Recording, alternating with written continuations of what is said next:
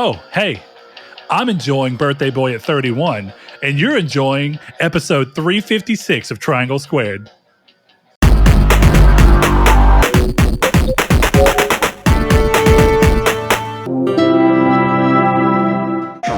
Hello and welcome to Triangle Squared, a PlayStation podcast. I'm your host, Brett Beck, and alongside me, as always, is one Mr. Chris Figs. Chris, how you doing, bud?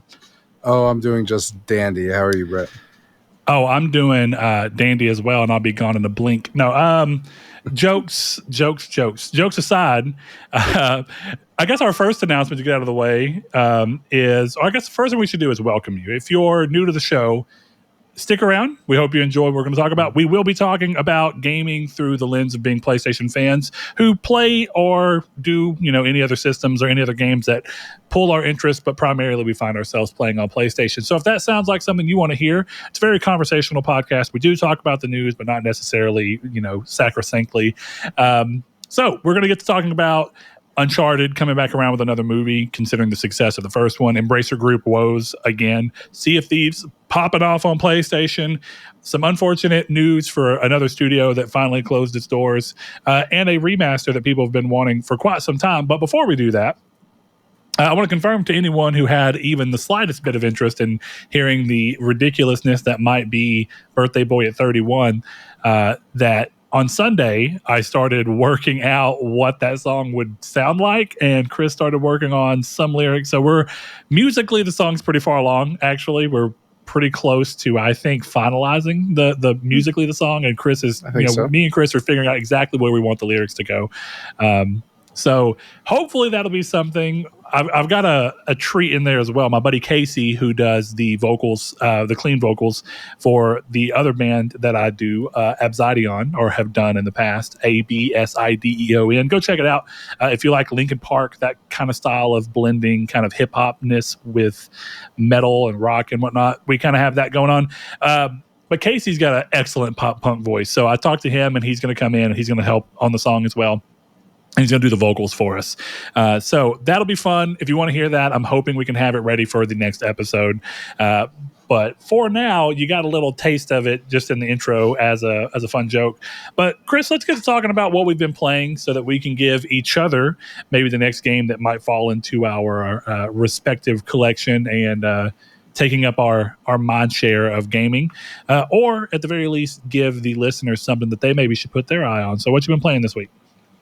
I'm still making my way through Far Cry 5. I'm playing a lot of 5 minutes of stuff. I don't know if you get what I'm saying there, but yeah, I've been putting stuff in the console and then being like, I don't have time for this, and then moving on. But yeah, there's been some. It's been a lot of Far Cry. I'm getting really close to the end. Now, when we say end, we talking Holt? Yeah. Okay. We're there. So I just did the last outpost. So that trophy is knocked out. So I just got to beat the game, do a collectible, and then I've got some miscellaneous trophies like throwing a rock. I don't like the stealth in this game. I like the takedowns. The takedowns are excellent. Yeah, I just don't think the stealth is very good. Well, okay, let's talk about that for a second, because you were talking about the mission you just talked about, actually, where it's a very specifically stealth-driven mission. And I get where you're coming from, but I also think that I'm not saying it's the strong suit of the game. I think the stealth is fine. But I think the game kind of gives you an idea, because one thing about 3 is 3 starts as a stealth game. 3's whole shtick is at the very beginning of the game, you are weak. You don't have any kind of know-how to do anything. Your whole thing is you're using a little bit of ideas and resources you have around you to at least get away from the fuckery that's happening around you. So I guess I never thought it was weird that the game came back around with it, because it makes no qualms about really having interest in stealth. And 4 does the same thing. I think better. I don't know if you remember. Did you play 4? Yeah. Okay. Do you remember the stealth section in 4 when you're in the jail cells? Yeah. Kind of. I actually think that part is pretty solid. Yeah. It's not the stealth that I dislike. It's just it. I think part of it was that by that time in the game, I'd used stealth so little that it wasn't how I was playing it. right? Yeah. So then to have this distinct, like, it's not like you can kill people. That was, I think, the thing that was bothering me the most, is that you couldn't kill anyone. And even in the section that you're referencing in the beginning of the game, Mm-hmm. it's very linear. Whereas super part that linear. the part that I'm talking about, I found the way through by accident. And I think that's not a bad thing. I'm not trying to sit here and say like, oh, it should have been more linear. But what I'm saying is, I like, got you. The stealth in that beginning section doesn't really translate, because the game, you don't get caught in that game unless you're not paying attention, at least in the intro. Right. Yeah, for sure. It's very hand-holdy. Yeah, exactly. It's not difficult and at all. That's where the difference is here, is like, the game starts off with that pedigree, but it ends up at this point where I'm like, okay, this is taking forever. And there's like 6 checkpoints in there. So that's how long it takes. And it was just frustrating me, because I think I'd done the mission like 4 times in a row. But I'm like, is this serious? But I think I tweeted something that kind of puts into perspective how I feel, where it's just, Far Cry 3 is a fantastic game. I've enjoyed the 15 or so hours I've spent with it, but playing it in the modern era drags it down. It's the progenitor of this open world type, and because it's the progenitor, it is actually the least interesting one that I could be playing right now.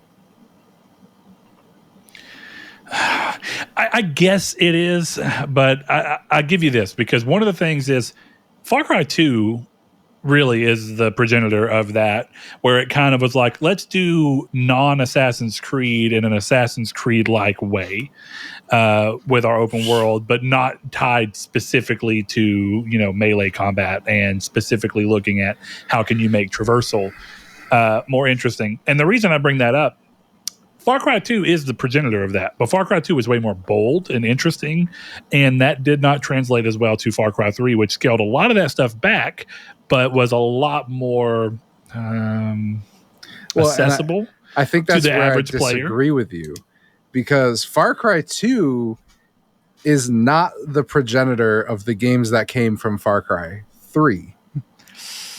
It's not. Far Cry 3 inherently came from 2, and they share a lot of DNA. I get what you mean, though. Assassin's Creed would not exist if they followed 1, and that's Far Cry 3 would not exist if they followed 2. Yeah, and that's what I mean is that there are niches and everything. That's great. Far Cry 2, I think, is niche, but yes, it does this. Like, it's not. But you could say like, oh, Outriders is the project. You know what I'm saying? Like, you could make that argument, where the reality is like, no, it was Destiny. And I think that's the same thing here, where it's like, yeah, Far Cry 2 does all of this stuff, but it wasn't as popular as 3.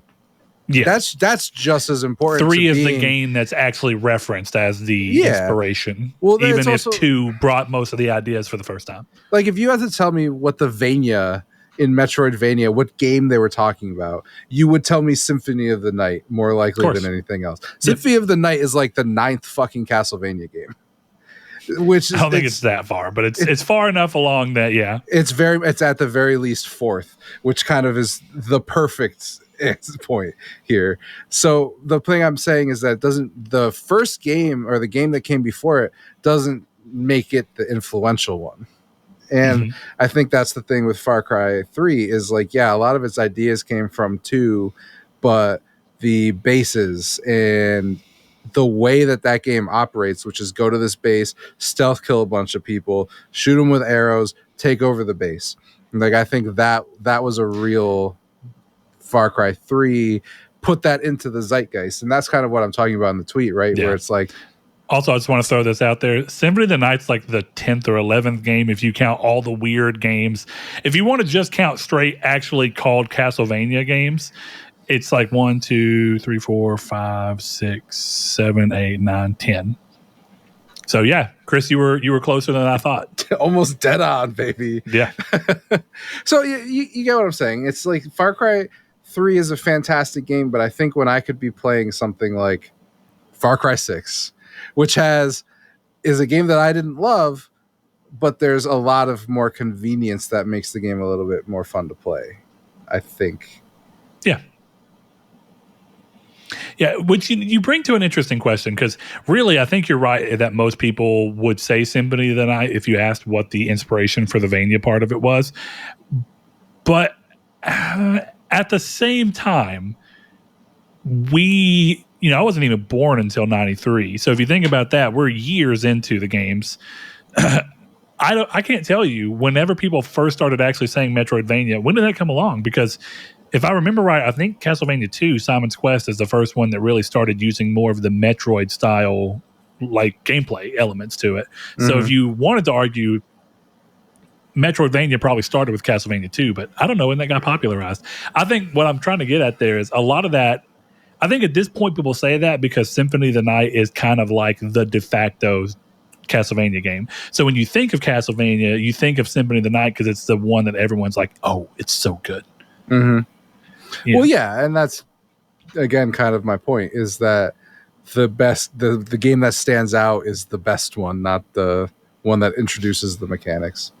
Yeah, for sure. And I think that that's fair. Your point stands all the same. But progenitor, I think, is an interesting word, because I think that progenitor really does kind of imply that it's the first doing it. And I guess that's what I had more of an umbrage with. I think you're right. At the end of the day, a lot of games specifically pointed to Far Cry 3 to go, that's what we're doing. That's what we're basing our idea of what we want to do with an open world off of. And it was very, very influential in that particular regard. Yeah. So I'm glad you're back on that game, because I love that game. And even whenever I replayed it about 3 or 4 years ago to run through the remaster for the Platinum, I had almost as much fun. There's a few parts where, like you said, its age kind of starts to show, and you're like, other games did this better. Like there was a few times where I was like, now that I've played Far Cry 4, Far Cry 4 is in some ways Far Cry 3 with better ideas. Yeah. Now, that meant that Far Cry 4 at the time of release felt a little redundant. It felt like derivative. But if I were to play them back to back now, Far Cry 4 is probably the better game. It's just not. It didn't give you the same sense, to your point even. It didn't give you the same sense of awe that 3 did. Because something about playing 3, even though I'd played 2 before 3, something about 3 felt like, this is really, really working. And in a way that not only I really like, everyone I know is like, holy shit, this is cool. I'm about to spit a couple hot takes, but I think coming from where we were at the time of release, this game for open worlds is like, like, you know how there's that big domino, little domino meme, right? The small domino is like, I don't know, Thief. The middle domino is GTA 3, and the big domino is Far Cry 3. And the thing is open world development. Yeah, and I think it's like, at what point in time were you looking at it too? Because I think for a while the big domino would have been Grand Theft Auto 3, but it's not really a surprise that eventually Far Cry 3 style of open world really overtook the more sandbox nature that you got from. And I don't want to act like Far Cry 3 is not a sandbox, but it's an open world that's whole shtick is, here's a bunch of things to do, check it all off. Whereas it was fun it was fun to move around in and do stuff in, and you could fuck off and have fun. But Grand Theft Auto 3, I remember you quite literally would just hop into that game as a kid and be like, I don't even care what the game's telling me to do. I'm just going to go find a bunch of ways to have fun. I'm just going to spawn a tank and run over people for 40 hours. No, Far Cry 3 is a carnival. It's not, that's what it is. Yeah. It's spectacle. Yes. My other hot take, Voss sucks, and he's actually super annoying.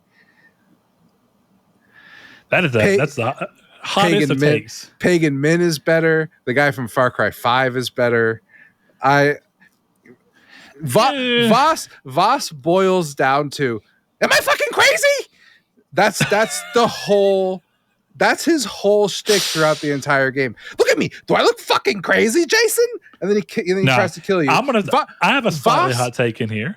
Voss fails to kill, I'm sorry, a frat boy from, I don't know, fucking Los Angeles like 8 times.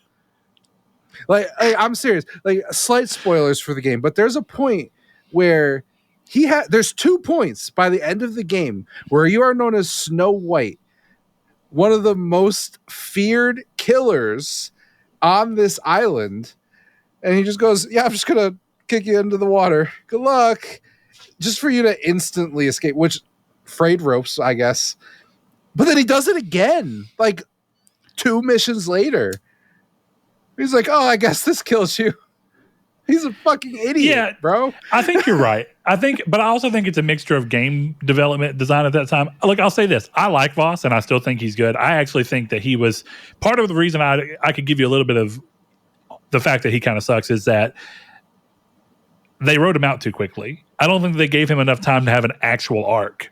And the problem with that comes they wanted Holt to be the final person for either that or they were such clumsy writers that they didn't know what to do with Voss. So they were like, I guess let's just kill him off and keep going.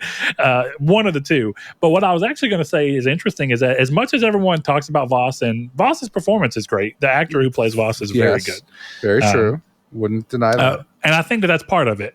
But I actually think from a who you are scared of and who has an impact on you, even though depending on how you play the game, they're not even an actual enemy. But I think Voss's sister is far more compelling as somebody who you feel their ability to have power, and you feel people giving them respect. And I always thought they were kind of viewed as like two opposite ends of the spectrum where they both have power, but Voss is like siphoning power away and kind of abusing and kind of acting like the power that he's getting from Holt is actually his own. And he loses control of it because it's not actually his power. Whereas his sister's power is more absolute and it feels more earned and like she goes through. And so it makes a really interesting thing because I don't want to spoil the game, even though we very lightly have. But I think the way that game works, the sister is more compelling as a full-on character than Voss is. But Voss is the character that even if he's not always compelling, he's just so damn fun when he's on screen that you kind of don't care. That's how I'd say that. I just like watching Voss. He doesn't even have to be a good character. He's just fun. I think the performance is good, and it's not something where like I'm insulting the guy or anything because I like what it is, but I just think it's what you said about Holt, even though I actually kind of disagree less with you now that I'm at that point. It just feels like the writers were like, we're gonna make a crazy dude who seems smart, except they wrote him like a fucking idiot instead, and they forgot the seems smart part, and that's what really annoys the crap out of me. I think part of it is I think he thinks he's smarter than he is. I actually think that's how the game is kind of portraying him because he likes to babble on about this aspects of like, do you know what the definition of insanity is? And I think realistically, it's showing how his hubris gets the better of him. That's what I'm saying. If Voss was a high school kid from either of our towns, they would have been the dude who read the Cliff Notes version of Socrates and thought he was the coolest fucking guy in the school. Yes, I agree. Except the problem with Voss is that he acts that way, but he also has a gun. But he can't fucking aim it. Yeah. Look, the thing, going back to just Holt, I like Holt actually. I think he's for nothing else, he's way more intimidating than Voss was, I thought. I agree with that. And the biggest problem is that they don't build him very well. Like in terms of throughout the game, he's suddenly just a bad guy. But the only real reason you even knew he existed was because of Voss. You don't really interact with him or even see. You don't even hear him being the one to tell Voss to do anything. Voss is coming after you out of entirely out of his own obsession. Yeah, I guess so. But I think that second part, sure. But I do think the thing with Holt is like you don't want a guy like that to be a through line. Like if Holt was Hoyt for most of the game, that would be weird. You know? But I think he's intimidating, and I think it works with what he's going for, where he's just like, when you get introduced to him, it's literally just, I'm here to profit. I don't give a fuck about these people. I'm gonna burn this guy or whatever, like all this kind of stuff. Yeah. So I thought he was. I don't even necessarily mean this as a hit. You know the movie The Rundown with The Rock? Yeah. Okay. Holt is just Christopher Walken from that movie. Mm-hmm. For better and for worse. Like he's fine, and he works, and you can kind of understand it. Best part about Far Cry 3 and getting the whole is you get the fucking wingsuit, and the wingsuit is sick, dude. It's so good. I'm so glad I have it now. Yeah, it's like I could have used this halfway through the game. Yeah, it should have been way earlier. I will say one thing I thought was interesting. Far Cry 4 handled that. I think that they had the wingsuit, but more importantly, they gave you access to the helicopter almost immediately, like pretty early on, and it was just like have a blast, go. Yeah, travel is not my favorite part of this game. But look, I think it's a fantastic game. I think it's just showing its age, and I'm doing a lot of complaining about a game that's from 2010, 2011. Like it's not an insult. The game, is about to enter middle school, so it's fine. But just my experience with it has been less. It's dragging now, and I still got another like 5 hours with it. So yeah, I could see that, and I think it just depends on what you've been playing around it too. If you play a similar enough game, I think that those games show their age even more. I think at the time I played it, I hadn't played anything remotely like Fallout, or Far Cry rather. I think that's part of my problem is like I've only been playing Far Cry 3 really, so it's like, okay, I gotta that can catch you up. Last time I did play it, I actually uncharacteristically of me bounced it with another game. Like I was playing two games at once and maybe that helped because I feel like most of the time if I'm replaying a game, that's what I do. Yeah. I'll play something else around it because it's like I've already played this.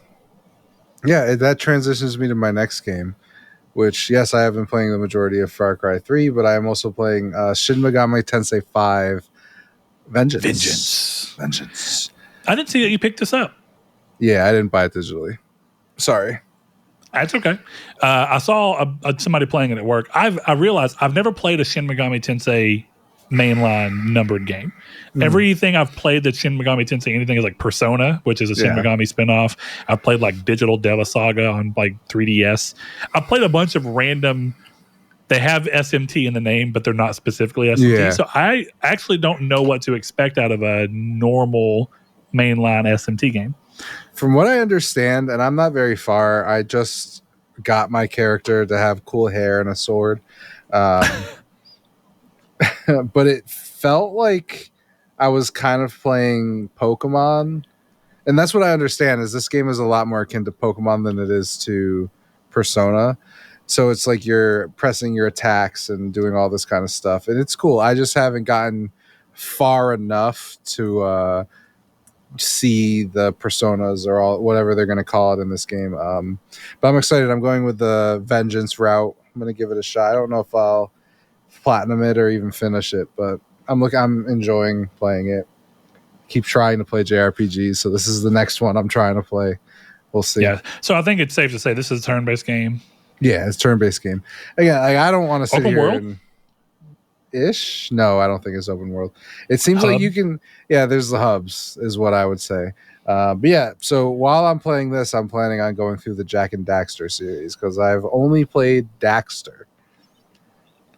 Okay, hold on though. I don't want to lie to myself. Am I remembering? Did they finally fucking add Daxter to PS5? Yeah, all the Jak and Daxter games are on there, including Combat Racing.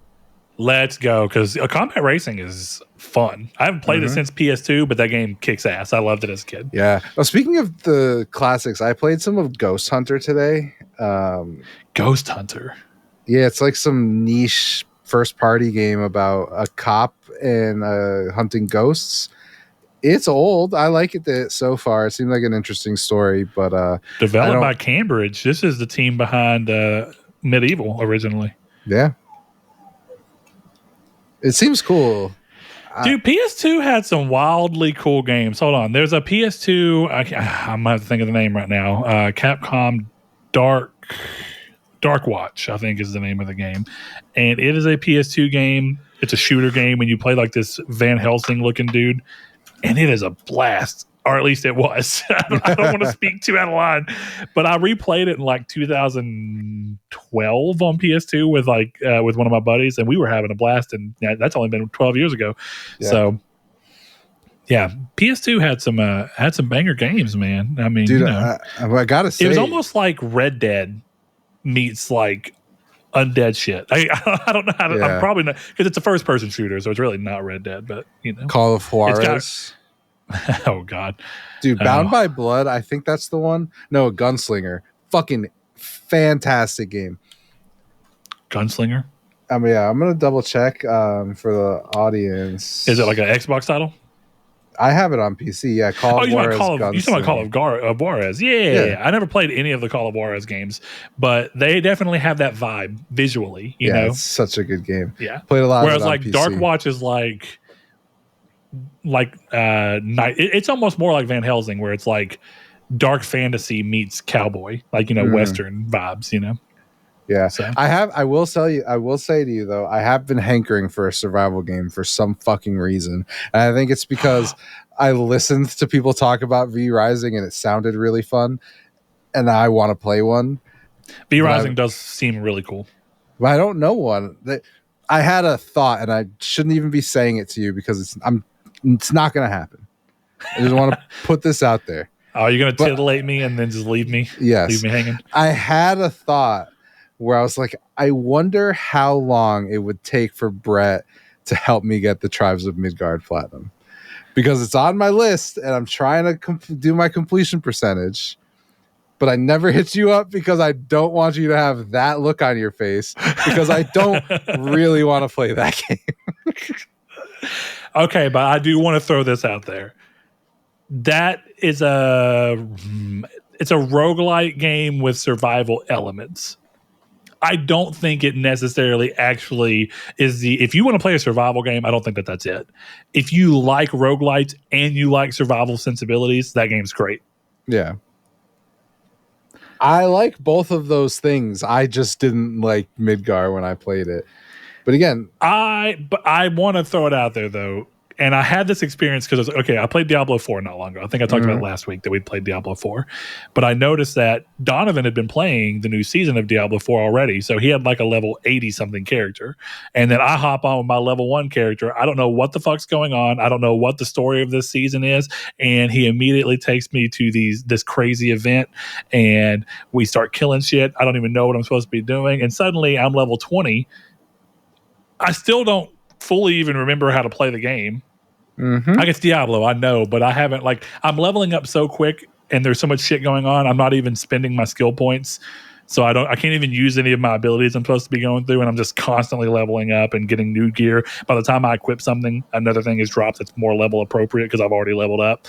And I remember thinking in that moment, this is a really Diablo adjacent version of what I did to Chris when we were playing Midgar. I sucked every bit of fun out of it because you didn't get any of the fun of figuring out what you're supposed to be doing and coming to grips with the game. I threw you into the game and then said, oh, don't worry about it.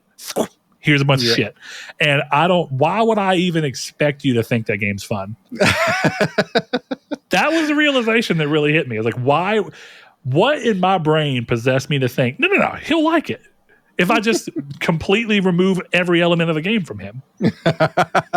We talk about how Sea of Thieves is a game where it's really fun until eventually you've played enough hours in a short enough period of time where the lack of a real sense of progression in Sea of Thieves eventually brushes up to you to where you're kind of like, I'm just playing and I'm not really accomplishing anything.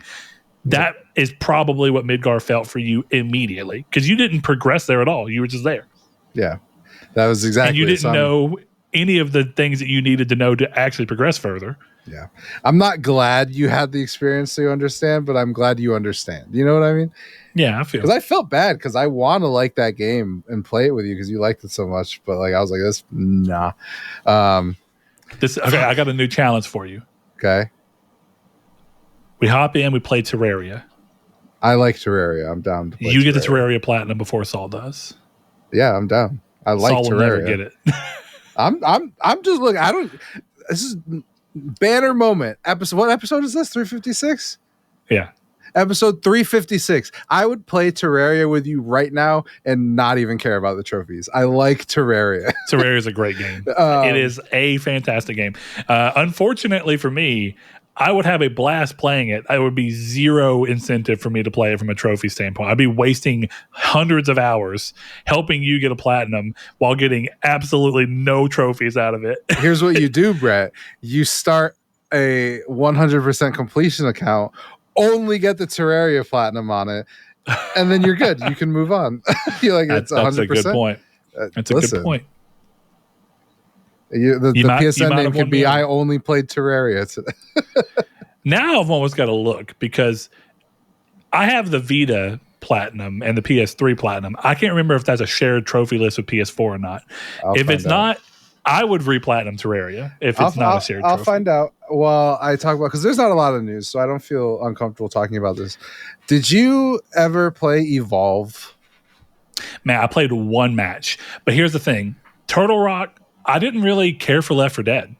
And I never got super into Left 4 Dead. And it may be the same thing we were just talking about, right? Where everybody was super into it. I was late to the game. I played a little bit of Left 4 Dead, and I was just like, eh. And then Evolve came out, and I was just like, eh. Left 4 Dead 2 is the Left 4 Dead you want to play. Yeah. But Evolve is great. Left 4 Dead 2 was the one that I played, just to throw that out there. And I've had a weird craving to play that game. Because you can still play it solo offline. You can even still get the Platinum, which is kind of nuts. And I was looking, not on PSN, delisted. It's like $20 on eBay, which is just too much money for a game is more of a novelty. Like, I want to put this in and see the monster. So I'm a little disappointed, but we'll see. That I'm interested in trying, because it was fun. I played a good amount of it at start. Yeah. No, that's I have that moment sometimes where a game doesn't do too well, and you're kind of like, can I get the platinum in that? That would be an interesting platinum to have, right? Oh, it would be. Yeah. It's like I said, it's a game I liked. I have a lot of games like that. Like, did you ever play Marvel Heroes Omega? No, I didn't. I do remember you playing it. That game fucking slaps, dude. I played so much of that.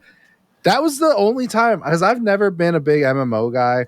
I was on the servers when they were shut down, like in one of those, like, we're all going to kumbaya and hang out and watch the sunset on this game. It was a really fun time. I loved that game. It's weird that stuff happens, because while it wasn't the same level, it's weird when a game is like, you're like, this is so good. How is this game not doing well? That's how I felt about DC Universe Online. I remember I played that game at launch. I was like, fuck, this game is so cool. And then that game did not do well at all. And they quickly had to be like, no, we painted out all the versions of the game. It's free to play. You don't have to pay for a subscription. And I remember being like, oh, okay. And then I played as much of that game. And then I think you could still play that game now, surprisingly. But it's still just, it's one of those things where it does make you wonder, how do people like games so much, but they just can't survive? Like, how does Marvel Omega get shut down, but DC Universe is still going? But both games have like very strong fan bases that are just like, no, I like this game. The trophy the trophy list is shared. Damn. Yeah, I don't know, because I have to think it's like a money thing. Obviously everything's a money thing, but that's the only reason I can keep the servers up, right? I get it. Yeah. Yeah, but I'm even just thinking like, okay, paying for the license, maybe. Yeah, paying for the license, like, because it was. I remember it being popular at the time. But yeah, it sucks because it's a fantastic game. I really did like that game. So, Brett, what have you been playing since I've been talking for 30 minutes? Bro, Dave the Diver. Really, I haven't done. So I bought that house next door. I had to spend I've been doing a bunch of crap. I've replaced windows in my house that were the only ones I had left that were single pane, with some double pane things I had to order. I have a mail slot in my house, which is uncommon in our area. They only let you even have one if your house originally had one and you've never put a mailbox in. But mail slots are like super energy inefficient, because it's just a fucking hole with a flap covering it. Yeah. But they do make they make mail slots that are for lack of a better term, insulated, where it's like got bristles and there's gaskets so that the flap closes on the gasket and it kind of keeps as much air from coming out as possible. And so I took the one that was in my house out and replaced it with that one. So I've been doing a lot of caulking and silicone to seal things up and put this glass in. I tore out an entire kitchen on Saturday, and I've got to start working on building the kitchen back up with drywall and new cabinets and shit. So it's been really busy. But when I have been playing games, I make sure I carve out a little bit of time for Dave the Diver. And I finally finished the story. I told you that last night, that I was in the final boss fight. Mm-hmm. So I've rolled credits on the game, which I love the credits. I love when games have fun with credits. That's a good idea. And I'm definitely on the boat to platinum it. I was a little surprised that maybe it's just how I was moving through the game. I've only completely raised 2 of the GYO AO or whatever, and I'm on the 3rd one whenever the game ended. So I'm just kind of like, oh, I got a little bit more of the game to play. But there's a boss I haven't fought. There's a bunch of events that I haven't completed. Like right now, I'm doing it's the tomorrow in the game is the shark event. Those where you're like serving. Those I stopped doing those. By the time by where you're at, I just used what I had. I didn't go search for that. Sure. Because it does. Oh man, you're missing. I'm looking at your trophies. Sorry, you're missing a bunch of stuff. That's. Oh no. You have a grind. Oh, I still don't even. I've never seen Mjolnir. That's also part of the grind. But yeah, like some of the stuff like the Momo trophies and the cat trophies, like that's 20 days of play, not in-game days, Yeah. So, but I've fed the cat, but it's weird because some of them, like I'm missing fed a the boss, cat 4 times. It's one. Oh god, it's fucking one boss, and I just gotta wait for another whirlpool night. Oh yeah, that one. Yeah, it's the great white shark. Mm-hmm. Klaus.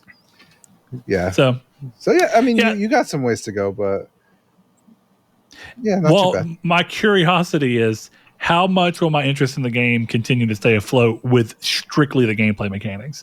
Because I'm not gonna lie, I mean, the story of the sea people, I don't want to say too much, but the story of the sea people is interesting. That's like half of the pull to the game. It's like, oh, what am I gonna see next? What is this? Oh, I'm going another layer down. Now that there's nothing left to explore there's not like new regions realistically to explore. All I have left is one boss in a region that I already know about. So that'll be cool. Even though I think boss fights are kind of like the weakest parts of the game, they reveal how mechanically not sound the game is for that type of gameplay. That doesn't mean you can't do it. You can certainly do it, but it's just frustrating here and there. So, but I am very much enjoying the game. I'm on the road to wanting to platinum it, but we'll see if that is something that ends up being too annoying. Real quick though, while I have you on there, you're talking about Mjolnir. Is it specifically in the glacier area? Yeah. I've just never seen anything in ice in the glacier area. That's why I'm just kind of like, what do I do? Yeah, it's a random rare spawn. There are 3 spots it spawns into. I would say just look for the first one. So the way I did it, the spot is like you drop down and then there's that first ice shelf. And then right on under there, right. To the right side. Not where you find the beluga whale. That is a spawn area, but that's not the one I went for. If you go to the right all the way to the end towards the wall, one of the little like the spaces where there's stuff when you're not diving, you know what I'm talking about? Yeah. I don't know what I would describe that as, but there, I guess like an ice stalactite or whatever. Sure, yeah. There is exactly where Mjolnir will spawn if you're going to get it. So when I was doing it, I would just dive there. It wouldn't be there. I would go back to the boat, do another dive, because it resets every dive. Sure. So you'll have to do that with your GYAOs because you have to check them before every dive and before every restaurant service. That's what I was trying to say is you have to check them literally every time. Yeah, and I have been. Or they will die. But they randomly die, right? Like I haven't had one die yet. Then I don't even know how that's possible to only have 2 because it doesn't take that long for them to fully mature. But there's something we didn't talk about, and I've been meaning to ask you what you thought of the dope ass fucking animations for Bancho. Oh yeah, and I totally forgot. They're really cool, but eventually the game is like trying to shove them down your face, and I'm like, yeah, but I've seen this animation. Oh, I'm always excited when it's a new one or if it's like a VIP guest. Yeah, those cutscenes are excellent because this is like, oh, this is sick. This is really cool, dude. I have 2. Which is your favorite? Oh, dude. Probably the one where the single drop of soy sauce hits and it just ripples out across the thing. That whole build up towards that and then an ending with that, it feels like an anime opening. I don't really know how to describe it. Dude, even when he does the thing with his knife and then he just goes shh, and it just cuts everything up. My favorite is the it's either the one where he has the flame finger and then he shoots the flame at the pot. That one's pretty great. But also the hip hop one where he puts the headphones in and has that beat and he's just chopping. I'm like, this is dope as fuck. But you know who has really good ones is The weapons specialist. the weapons guy. Well, where he's like, I can't think of his name right now that you said that. But the weapons. Master. My problem, the entire time I'm playing the game and I'm looking at this, I'm just saying like, this feels like a joke of how they view Americans, but at the same 100%. time, he's a very important character in the game. So yeah. Oh, absolutely. You kind of need him, but it's also really pathetic how he is. Like he's like, oh, what's funny is he doesn't have a voice, and I've given him one in my head. Yeah, it's like, oh, so when he's talking, the fat American gun expert Otaku is here. Yeah, it's like, oh, Kristen Sean, your starling knight is here. It's ridiculous. It is funny shit. Though. The game has got a good sense of humor. It does. You know. Korean, it's probably some kind of. Interestingly, is it Korean or is it Chinese? It's Korean, yeah. Okay. North or south? Well, I know the answer, Chris. There wasn't that much worship of Kim Jong Un, so you kind of get the answer, yeah. And his fucking snowman looking ass. He looks like a goddamn snowman. Have you ever looked at that dude? I guess not, or not anytime recently. He looks like a snowman on stilts, right? Like if you built a short snowman and then put him on a pedestal, that's what he looks like. I can kind of get you. He's very round. He's rotund, as they say. I see you're looking at him, right? Yeah. He's got that round tummy and then just that tiny little round head right on top. Yeah. Do you think that they've like remade Frosty the Snowman with him as Frosty? No, 100% not. Because in North Korea, he has a six-pack. I don't know what you're talking about. That's true. Also, he would never vibe with the fact that he'd disappear if with the hat taken off. But he'd be like, never. He would be like, oh, I would disappear if it gets too hot. If it gets too hot, I disappear. Nuclear winter. Jesus. I say this like I really know that much. Call of Duty Black Ops 6 out in October. I'm just going to throw it out there. Of course, I know things about Kim Jong-un, and just knowing about how that area works out anyway, it's kind of like North Korea seems scary. But I'm also going to say, I think that my I don't want to call it fear, but my understanding of Kim Jong-un and North Korea, I think is very successful propaganda against Korea from the Americans. I'm just going to say, like, it's very baked in.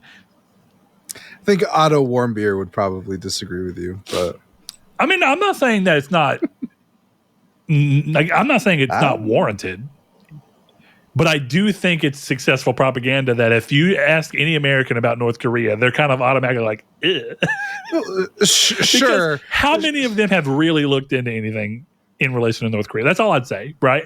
Everything is hearsay and word of mouth spreading. Like he won't let people. And no wrong. I'm not saying any of it's not true. It's just how effective is it? Like he put somebody in prison for making him look like Winnie the Pooh, or for saying that Winnie the Pooh looked like him.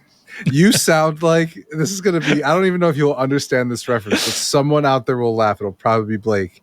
But you sound like if Ted Bundy was defending himself on the Whatever podcast. I do know the Whatever podcast. That's pretty funny, yeah. That's what you sound like. Like, listen, the prosecutor doesn't actually know I killed those girls. It is all rumor and speculation, okay?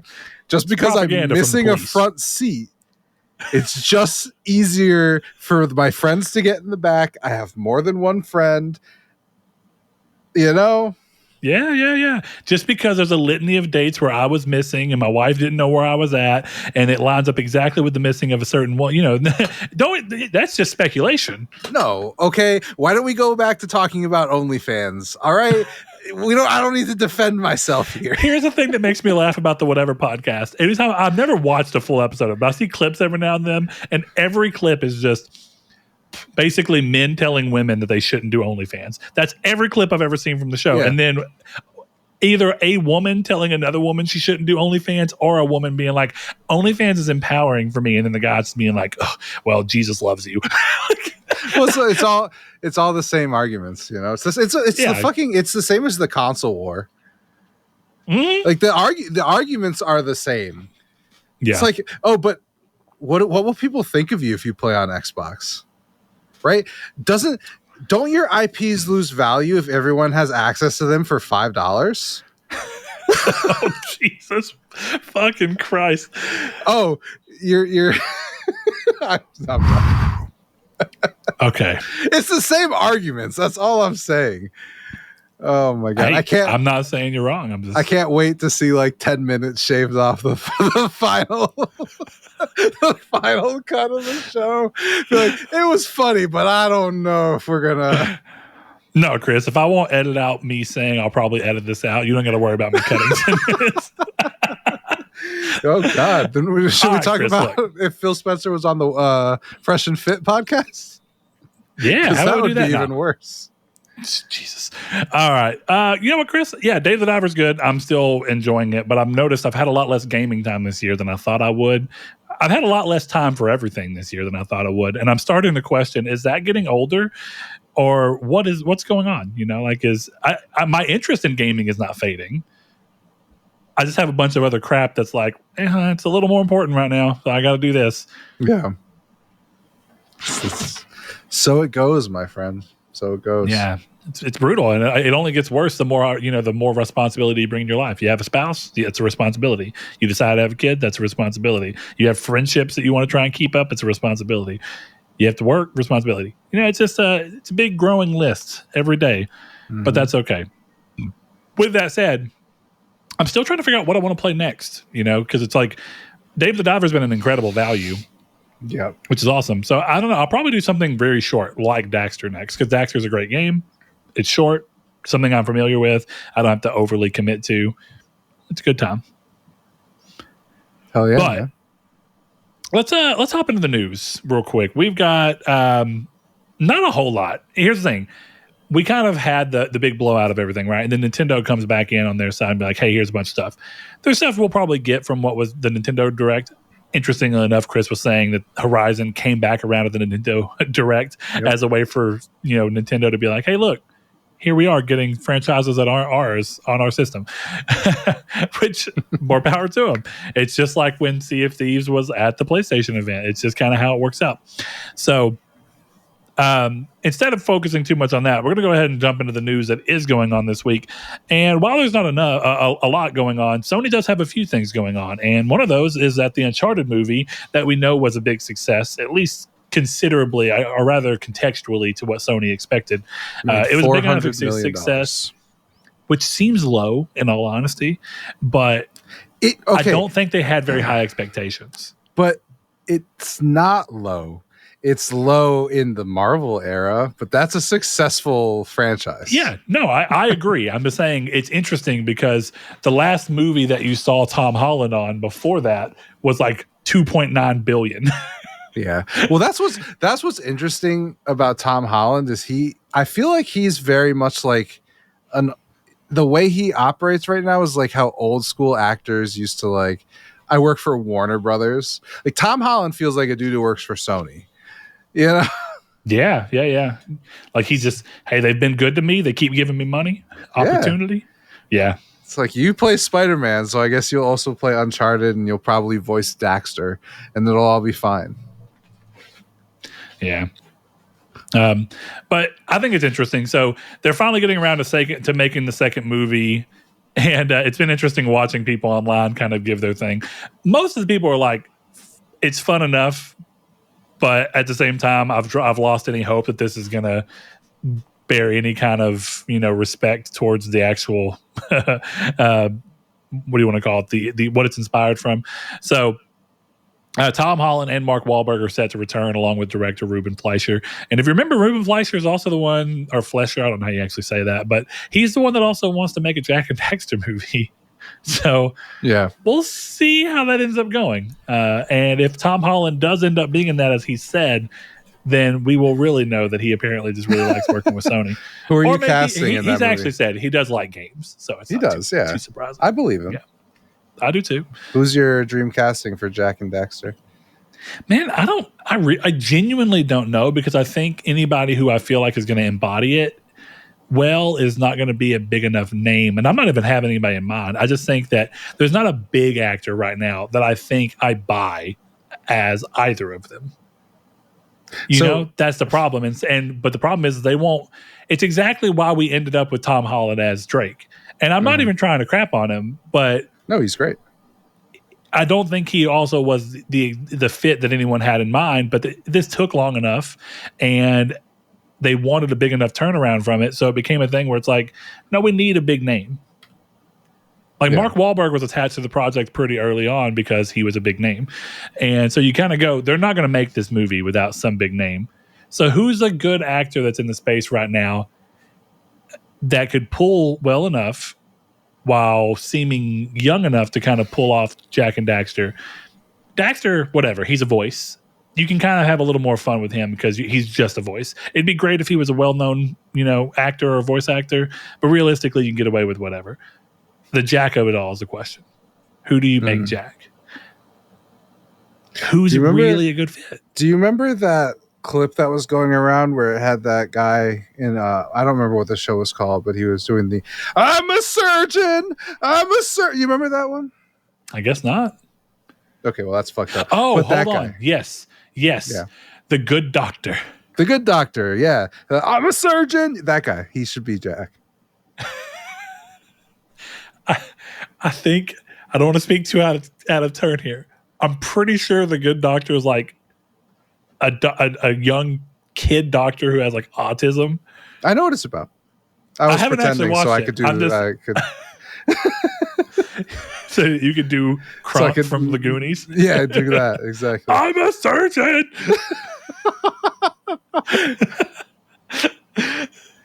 Yeah. No, I get what you're saying though. But see, is that a big name? That's the thing right now. Like either that or Sony's giving us a small budget. But I don't think they'll do that because here's the thing. Pedro Pascal is in The Last of Us. He's a big name in acting right now. Anthony Mackie is a pretty recognizable name. He's got decent pull. He was brought in for Twisted Metal, and he was the big name attached to Twisted Metal early on. Oh, we've got Anthony Mackie, and you notice that's usually how they do it. The puzzle piece that you need. And here's the thing.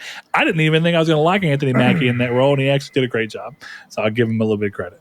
But I don't think there's a big enough. I think that'd be the thing. I think there's a casting issue. There's no one that can fill that role. Either that or they're going to have to vastly change what Jack and Daxter is. There's honestly like two people who could fill the role. And you're going to think I'm joking, but I'm not. They really do have the vibe. And that's either Everlast or Vanilla Ice. You can't tell me. A way older Jack. Yeah, or de-age him, but both of those guys look like Jack. Everlast.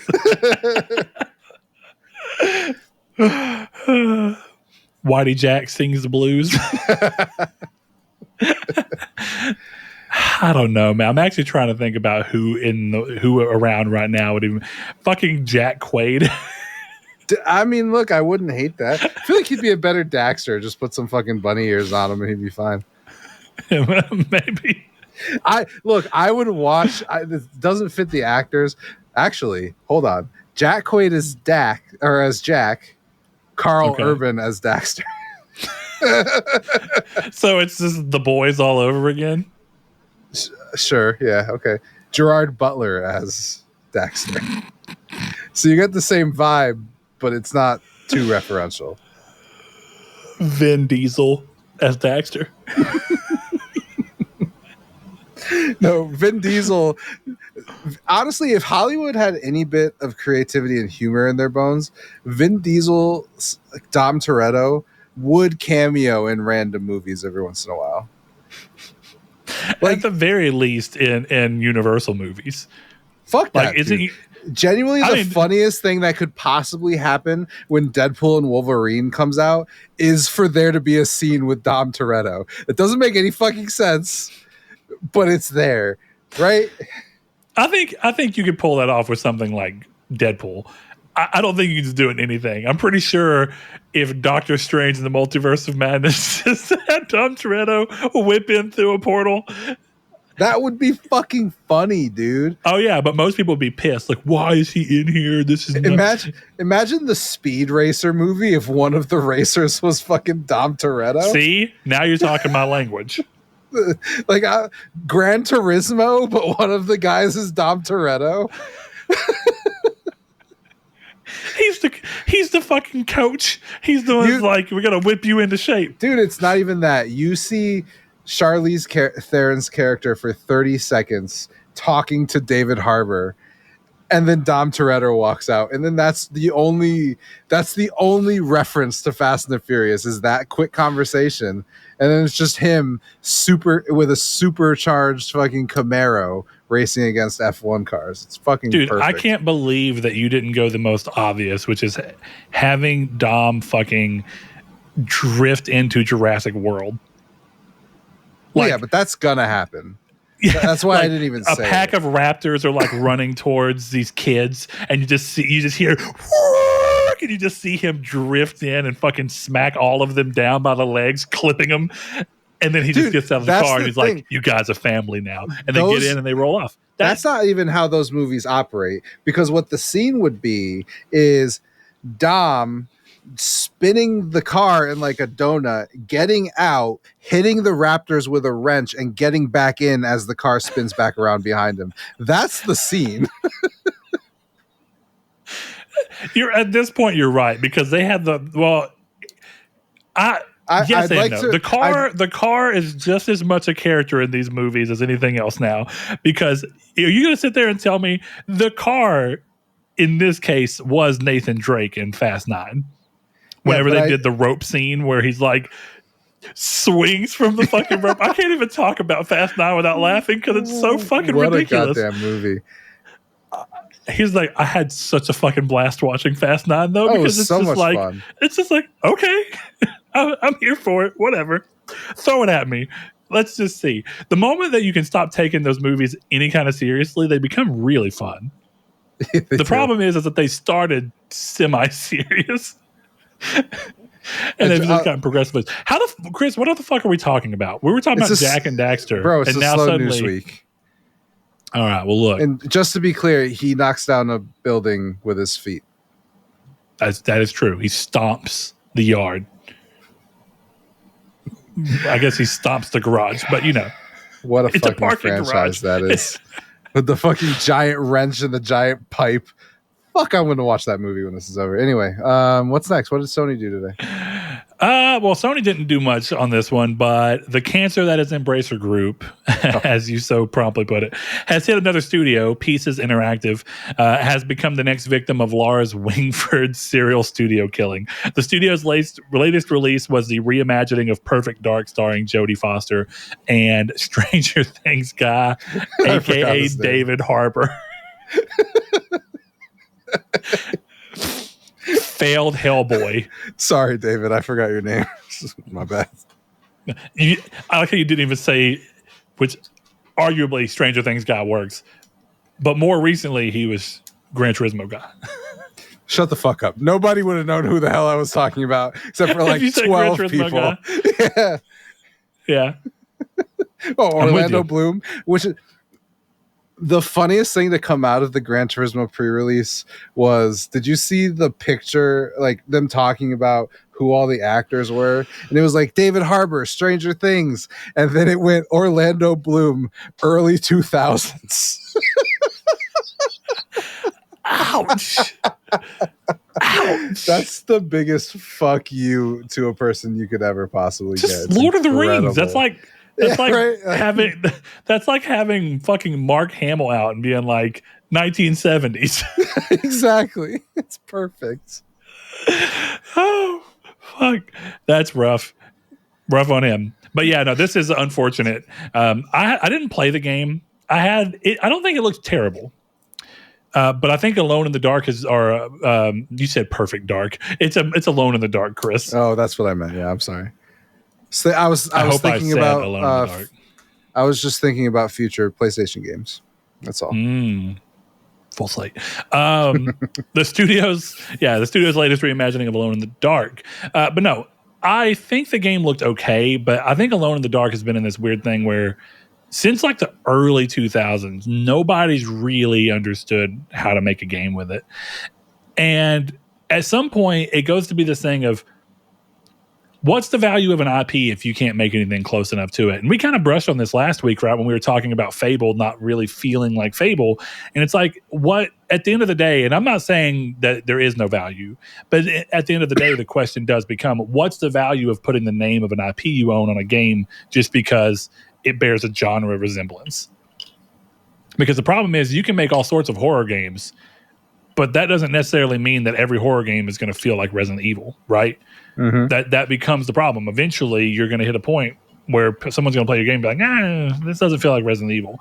And the only way I think it really works is if you do what Resident Evil, as a good example, did with 4, where 4 hits, and you're like, everybody, okay, there's people who think that this isn't Resident Evil, but there's a lot of people who really like the game. And moving forward, we're going to dedicate to this play style, and you're going to get used to it. And the problem is that every time that these other franchises try to come back with a different thing, if it doesn't work the first time enough, they just quit and then they try and pivot again. Mm-hmm. And the problem is you never build any kind of recognition of what the franchise is supposed to be. And after enough time, you look at a franchise and you just go, oh, that's the franchise that never knows what it's trying to be. It's always trying to be something else. It's never actually trying to be its own thing and build and carve out its own path. And that's, it's interesting because some game series do well at being different every game, but it's a pretty rare time that you see that end up happening. Most of the time, you get an identity, you want to stick to it. And it does make the value of IP weird because Alone in the Dark has got a lot of name cachet, but it only in the fact that it's a well-known horror series. Mm-hmm. No one actually knows what Alone in the Dark is even supposed to be anymore. I don't. I certainly don't. Neither do I. I did want to play that game. But I think the interesting scuttlebutt that came around this, and I thought it was an interesting conversation, was that teams are not given room to grow as studios anymore. And I think that sucks. It's something I saw and I totally agree with. One of the things I mentioned was like, oh, Assassin's Creed wouldn't be where it is if they'd closed after Assassin's Creed 1 because it wasn't very good. But I think that really does beg the question of who the fuck thought making a perfect dart game was going to go well in 2024. Alone in the Dark? Yes, I'm sorry. Well, I mean, yeah. But my look, I'll be charitable to them. Horror is doing really well right now. If there was ever a time to try and dig something out of the grave that's a horror IP that has any kind of value, a lot of people are doing it right now. That or they're making new horror, right? Like horror movies are coming out because horror movies are cheap. Horror games are they can be cheap, but they don't necessarily end up being cheap. So less about the genre and more about the fact that like all I've ever heard about Alone in the Dark is that the games are bad. That's all I've ever heard about it, right? So who in their right mind is coming to me and going, these games you heard sucked? We're making a new one, dude. Like that's what I don't get is like, who did you think you were appealing to with this title? And clearly you thought you were appealing to someone because you're surprised by how it did, Yeah. And that's the part where I'm like, what were you thinking? Yeah.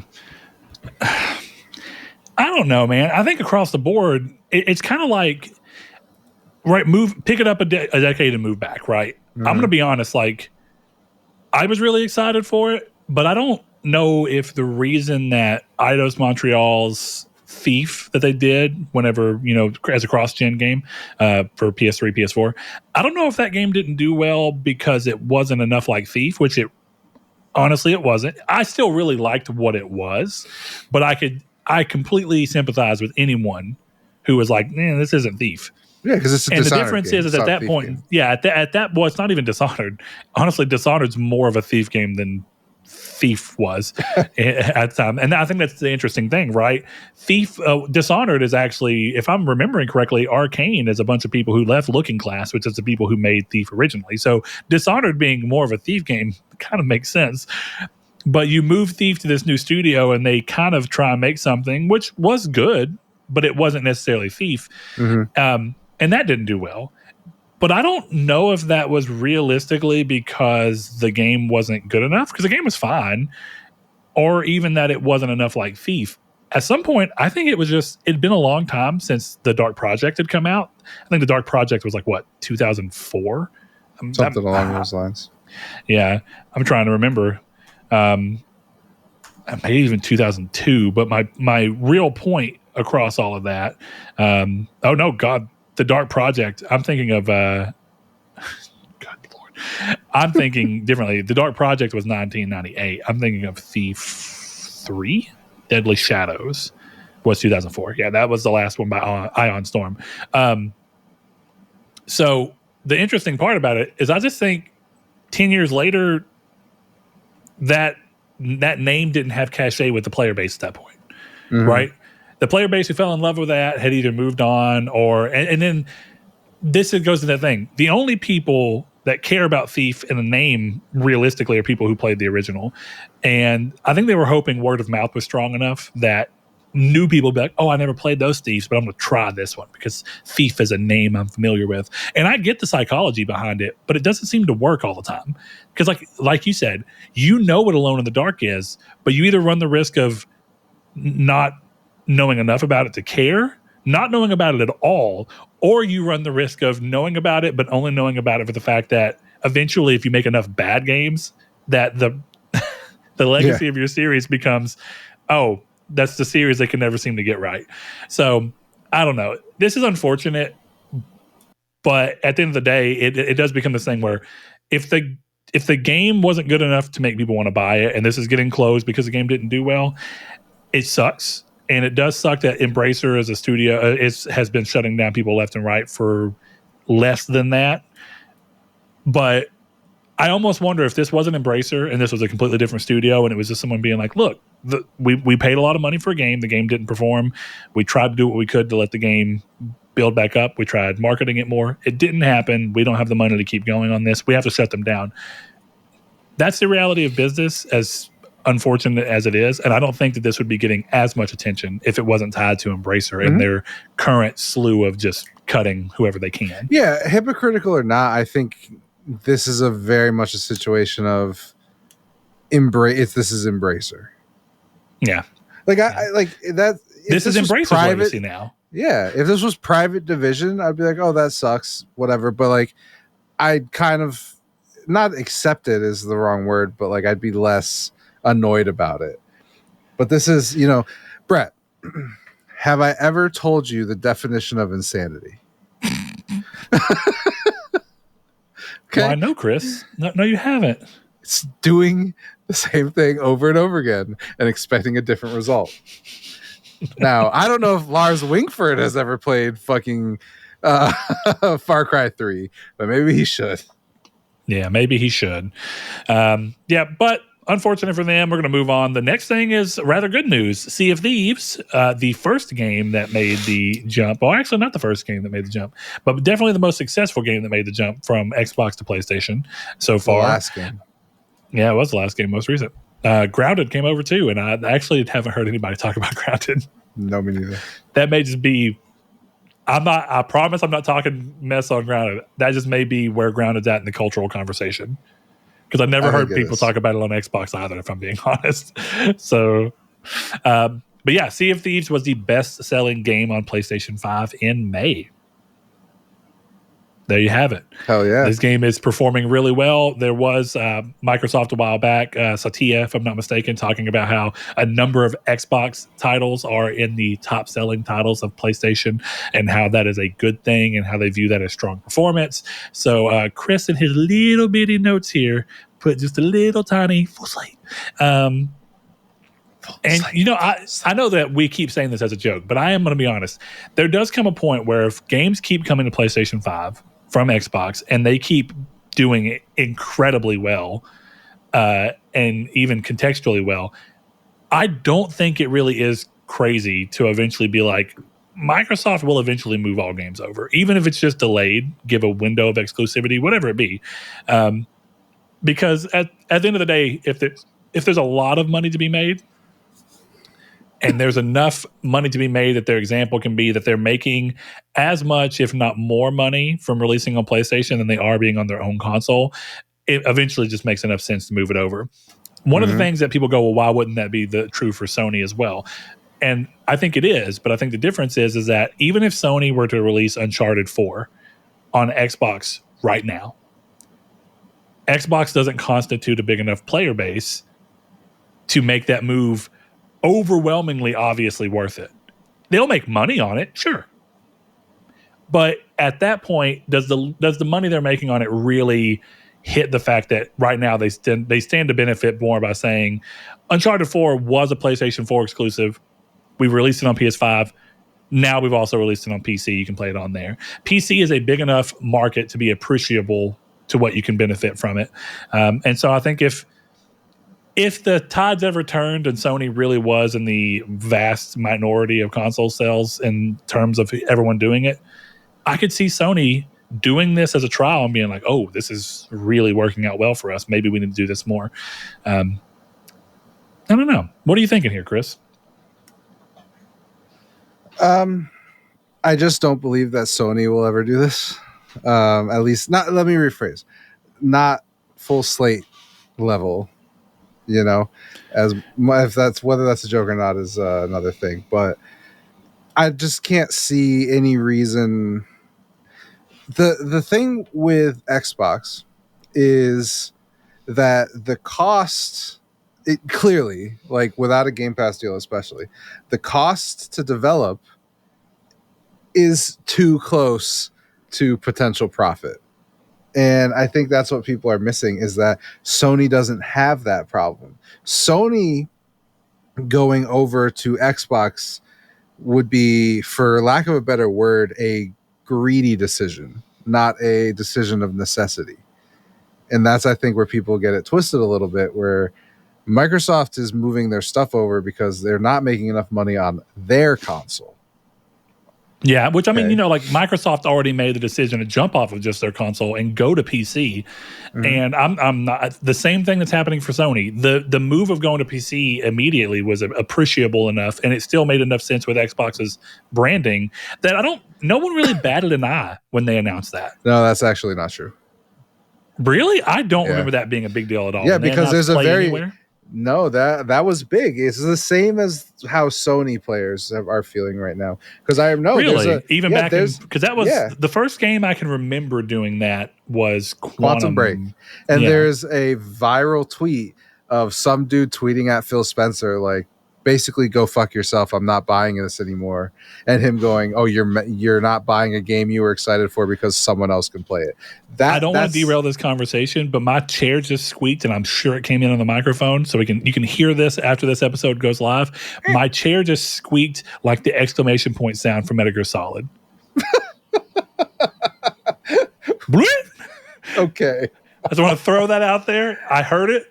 I hope it came through for everyone else to hear. But yeah, I guess this goes to show, right? I wasn't doing the podcast at that time. Of course, I'm not really worried about Xbox because I had an Xbox, but I didn't care. And I had a PC at the time. I wasn't really that invested in what Xbox was doing. I guess I just don't remember seeing any kind of furor online around that. There wasn't like, burning in the streets. Well, yeah, but maybe contextually for Xbox's audience, it was. I guess PlayStation's maybe feels bigger because at the end of the day, you're talking about 140 million people who have consoles, roughly, if we want, even 100 million people who are like, what the fuck, my exclusives are leaving, and I bought this for exclusives. Yeah.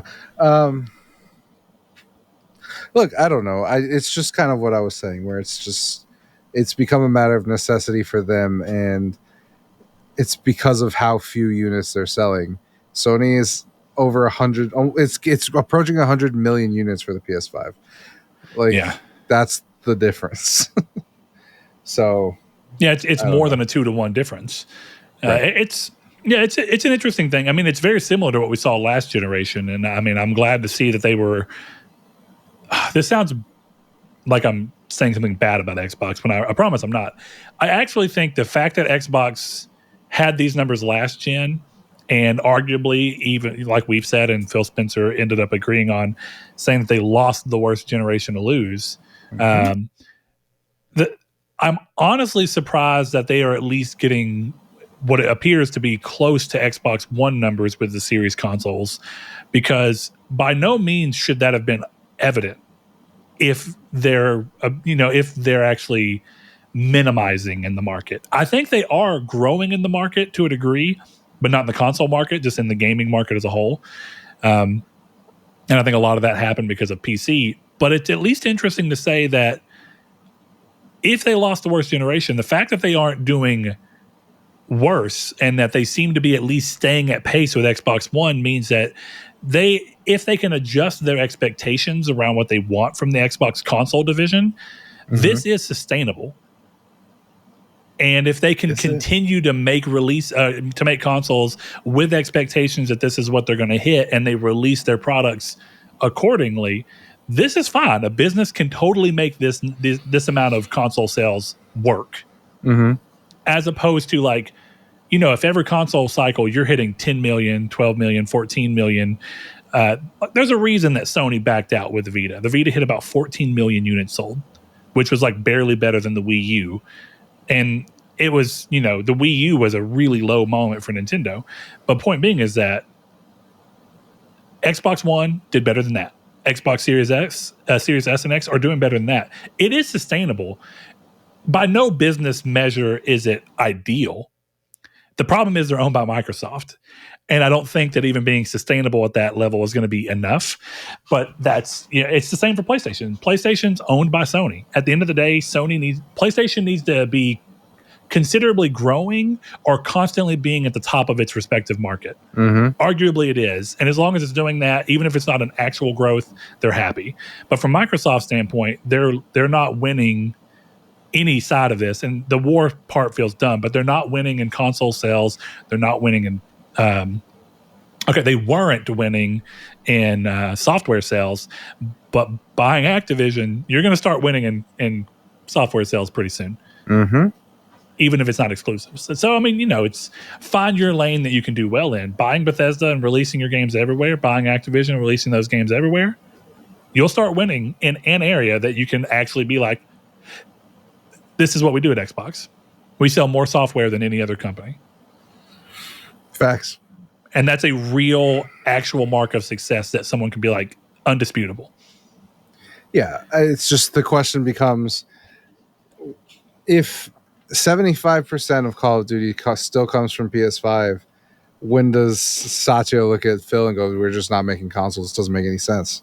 Like that's the game that they're playing, releasing these games over here, right? Because I don't know this information for sure, but on Sacred Symbols, Collins talked about how Sea of Thieves was supposedly the real test. And as we talked about in this piece of news, full slate. So Sea of Thieves doing as well as it did has to send the message that we're doing fine on PlayStation. Stuff needs to go there.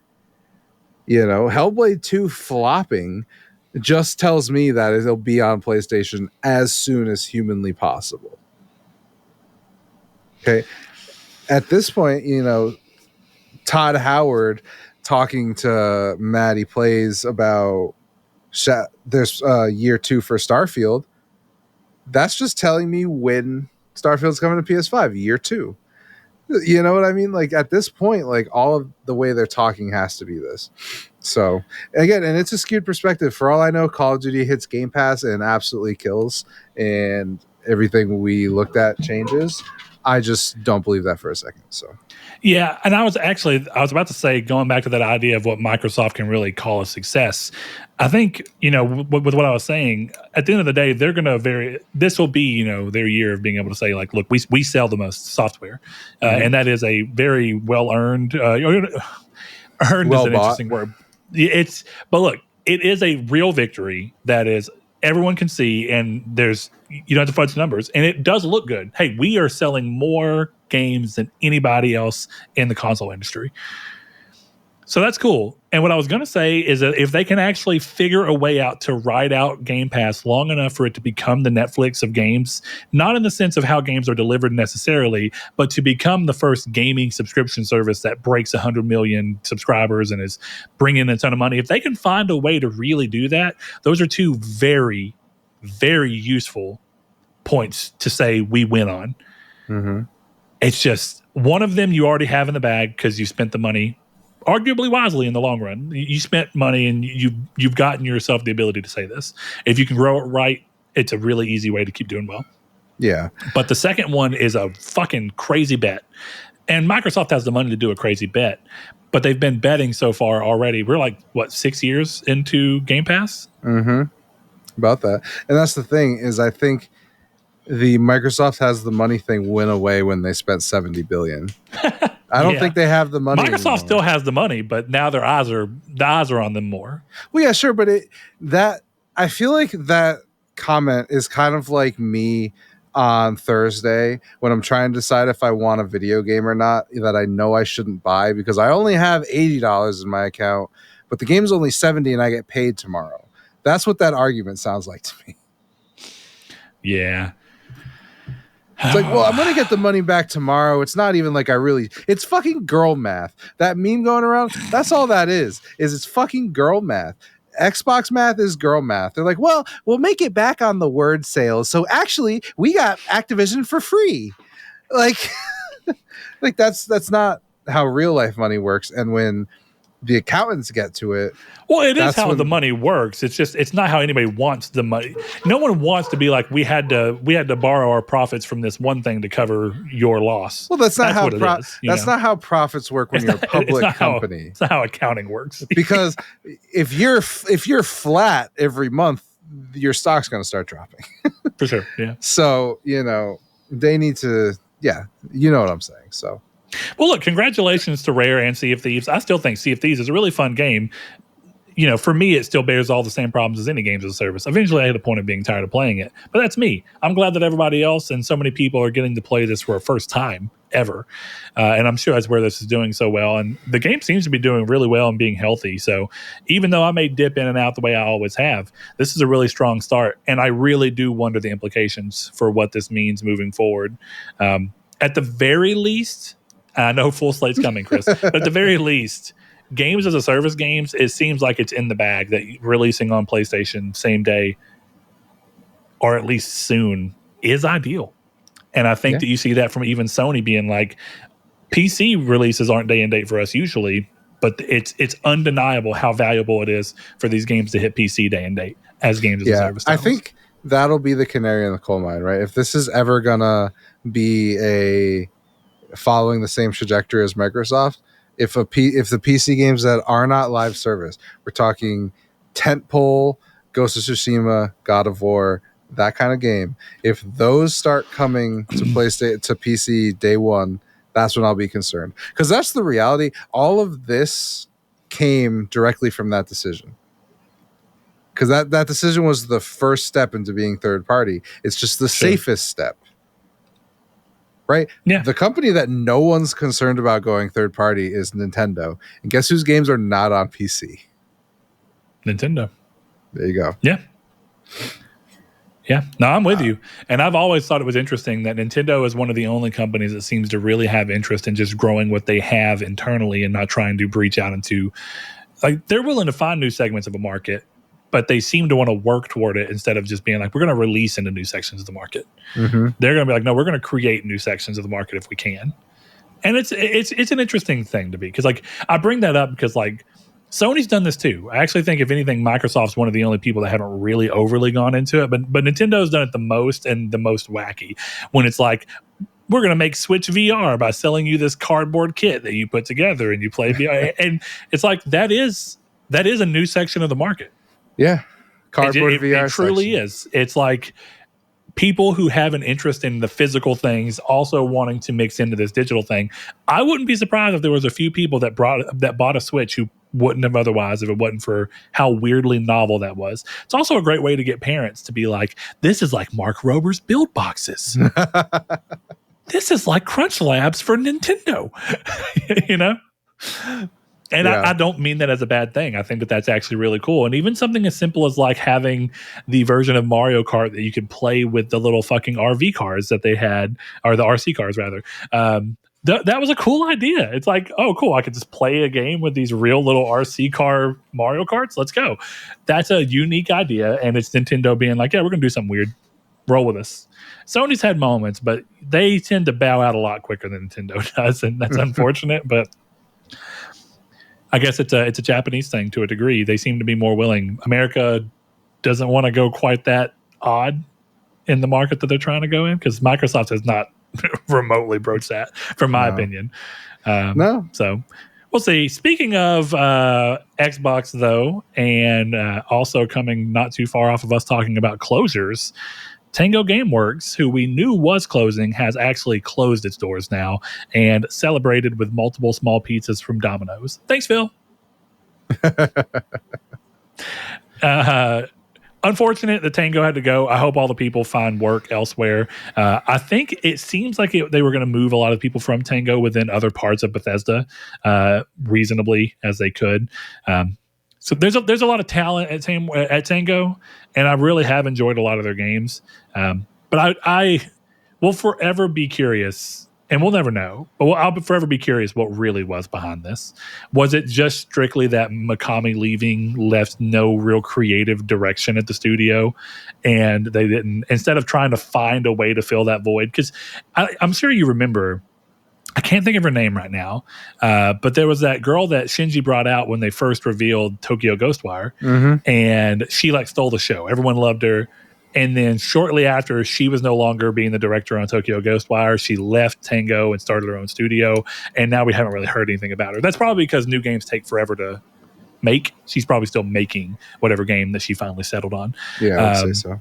She announced her game, actually. No, I think she did. At the very least, she announced her studio. Yeah. But where I'm going with this is that was the only person that we really knew of that was looked like they were being pulled up into this idea of being the creative lead over the studio. And so if Mikami's ready to leave and he's ready to retire and we have nobody else, I can actually see this being a thing where it's like, well, what is the value of having Tango Gameworks as a name if y'all aren't really, you're a studio, we can give you projects, but if you're not making anything, you're better served just dumping you into the actual studios that you'll be helping. So I think it's a weird move, but I understand it. Or I think I understand it.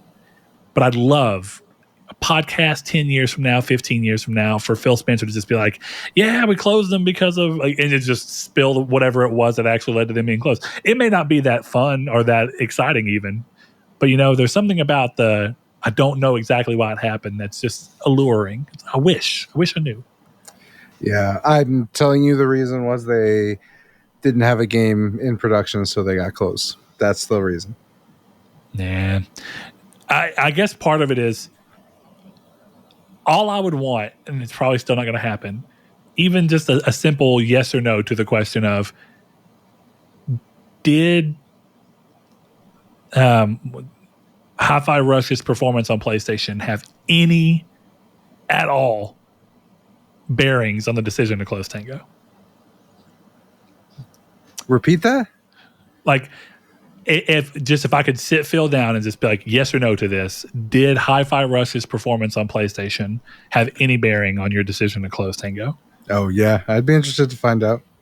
Yeah, probably never know, but that's just one of those, if you could, it'd be really interesting to kind of see. Look, Chris, you always talk about, and it's just the HR of it all and all these different agreements and legal stuff that just won't happen. But you always talk about liking the idea of knowing what studios are working on and stuff, and how you wish it'd be even more open. I almost wish that when stuff like this happened, they were just straight up and like, this is why it happened. We're closing them strictly because of this, this, and this. Yeah. We don't ever get that. We just get, unfortunately, we're closing. Yeah. It's true. We've had to make the tough decision to shutter the studio. Yeah, it's like, okay, do you want to explain why it was tough? Like, what were you weighing? But I don't know. Last thing we're going to talk about here before we get into a couple of questions, and we're going to round the show off from there. Jason Schreier confirmed the existence of a Final Fantasy Tactics remaster, which is something that has been kind of bouncing around for quite a while of people wanting, but everybody's been so caught up with this Final Fantasy IX remake that the thought of a Tactics remaster never really got much time to shine.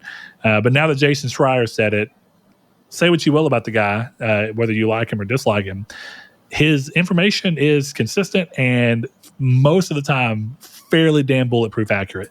So going to say this seems highly likely, makes a lot of sense. I wonder if this is going to get more hype now that people feel like this is actually coming as opposed to the litany of other things that could be coming. I hope so. You ever play Final Fantasy Tactics, Chris? No, I didn't. Man, there's a few ways you can go about playing it. You can, of course, play the PS1 version, or you can play the PSP version. You have a Vita these days. You can play the PSP version, War of the Lines, which is I think I have that on really my phone, actually. I think it is on phones. Yeah, I think I own it there. Yeah, it's a good game, but it depends on what you like. You're in your thing of trying to play JRPGs. Strategy JRPGs are a little different. Yeah, I was going to say different type of RPG. Very different type. But also not, because a lot of the ways that it goes about storytelling and world building is really similar. The only thing that changes is that the turn-based combat has an added layer of a grid that you have to move across. That's kind of the only real difference. I'm not saying that they're not still pretty different, but I've heard people be like, well, no, those aren't JRPGs. I'm like, well, I think they are JTRPGs. Yeah, fair enough. But they're just a little subset in there. But you should definitely play that. It's a remaster. I think that's interesting because that's what War of the Lines. Well, War of the Lines was kind of like a remake, but are they remastering War of the Lines or are they remastering the original? The problem that we have in games right now is, what the fuck is a remaster? What's a reimagining? What's a remake? It all seems, because like we call Dead Space 1 remake a remake, right? And yet it changed so many things. So really it was a reimagining, right? I've literally been saying this for years now. I agree. But then you also get a thing where it's like Metroid Prime remastered, but also almost everything in the game is new. Yeah. So it's really more of a remake that's choosing to stay exactly accurate, but without completely changing the game in a way like Demon Souls did. It's a rough time for the industry, but I'll be curious to see where this comes from, because they did this with Tactics Ogre as well. Let us cling together. So that I have never finished it, but I own it. Yeah, very similar play styles between the two. So if you've liked Tactics Ogre, you'll probably like Final Fantasy Tactics. But if you don't, then maybe you won't. The world's really interesting, though. Ivalice is really interesting for tactics in the world of that. And it's a world they've referenced in other games, like Final Fantasy 12 takes place in Ivalice. I think that something to do with 14 maybe has something to do with it, but there's a completely different game. I love that back in the 90s they would just do weird spinoffs. Vagrant Story is a PS1 game that's not a Final Fantasy game, but it does take place in the same world as Final Fantasy Tactics. I've heard of that one. Yeah. So, interesting idea. They don't do that too much anymore. Maybe they should. Maybe there should be a new game that's in the world of Horizon, but it's not Horizon. Oh, yeah. Okay. I might like that game. We'll see how the Lego one does for you, and we'll adjust accordingly. People are going to be so mad if that's like my favorite Horizon game. That would be, yeah. Though, I don't think that's that crazy, in all honesty. So we'll see. We got a couple of questions we're going to get to. If you want to send us questions for us to talk about or suggest topics, you can follow us on social media. You can find us on Twitter at Triangle SQRD, or you can click the link in the description below, whether you're watching on YouTube or listening on podcast services. And you can click into the Discord that we have. And we have a section where we do a call to action and get you to throw stuff in, just like one of our longtime listeners, longtime patrons, Mr. Jehudi MD did. He said, what is one thing in gaming, or he asked rather, what is one thing in gaming that you would not get into whatever a developer or manufacturer do? Mine is VR gaming. I just don't think I'll ever delve into it or try it, since I feel it's very secluding from people around me. I've mostly played games while chatting with my close ones, so having a VR headset on top of my head is limiting. Another one is anything related to building things, Fallout 4 settlements, for example. Whenever I see that in a game, I take it off my list nowadays. Oh, man. That last one's interesting, because I agree that if it's a game like Fallout 4 and the building is not actually a real core thing, it's just there to be something that you can interact with and the game rewards you, but it's not actually necessary for gameplay, I usually take it out. I talk about survival games all the time here. I love building in games where building to survive is half of the challenge. You know, Mm-hmm. it's like you got to be prepared for when shit hits the fan. You have to build to prepare. The Forest, excellent. Conan, excellent. You know, it's cool. I really like that, but Hell I'm with yeah. you. So that's interesting. Chris, what do you think yours is? Um, gaming stuff that I don't do often, right? That's the question. Really, what that you won't do, regardless of what developer or manufacturer it is. Like, you know, something gaming related, like VR gaming or maybe games as a service, or I know that's not yours, but you know. I can't think of one because I think for me, like VR is probably the closest, but I'm not opposed to VR. I've never had a good enough time commensurate to the effort I have to make to do it. Yeah. So that's been my thing with VR. Um, yeah, I can't think of anything other than stuff that would like obviously not happen. Right? Like if Well, give every me a time, crazy example of something you don't think would happen. well, like if every time I turned my PlayStation on, it was like, please insert one finger to play Uncharted 3. I probably wouldn't play my PlayStation very often. Like that's still like because at a certain point, like I'm willing to try almost any experience, you know. You know what? I Yeah. have mine. You know, have you ever seen that video of that guy like in VR, like fucking the sex doll? That's probably my limit. The sex doll, not the porn. Like it's funny, but like I'm Is not that making a gaming? joke. Is this like a game version of that? That's straight up gooning. There's no gaming involved in that. I guess it is interactive That's a good in point. the most pure sense of it. It's interactive. Man, you know, this feels weird because it feels like just something. I think his options are really good because they're things that are already in gaming, and I can see that, right? But I think the one that kind of comes to mind for me really is this idea that some people seem a little bit more okay with is this idea of true advertisements in games. And I don't mean product placement in the game. I mean quite literally interrupting your gameplay in order to show you an ad. And I bring that up because it's one of the reasons why I'm so iffy on a lot of free to play games. And I think that might have been part of what steered me away from games as a service because a lot of the same ideology behind free to play games are very present in games as a service. A lot of the times, games as a service are free to play because you're going to spend money elsewhere. But I think phones have it the worst because a lot of the time, free games on phones come with the thing of there is 100% internet connection and you're playing this game, we're going to show you ads in between actions.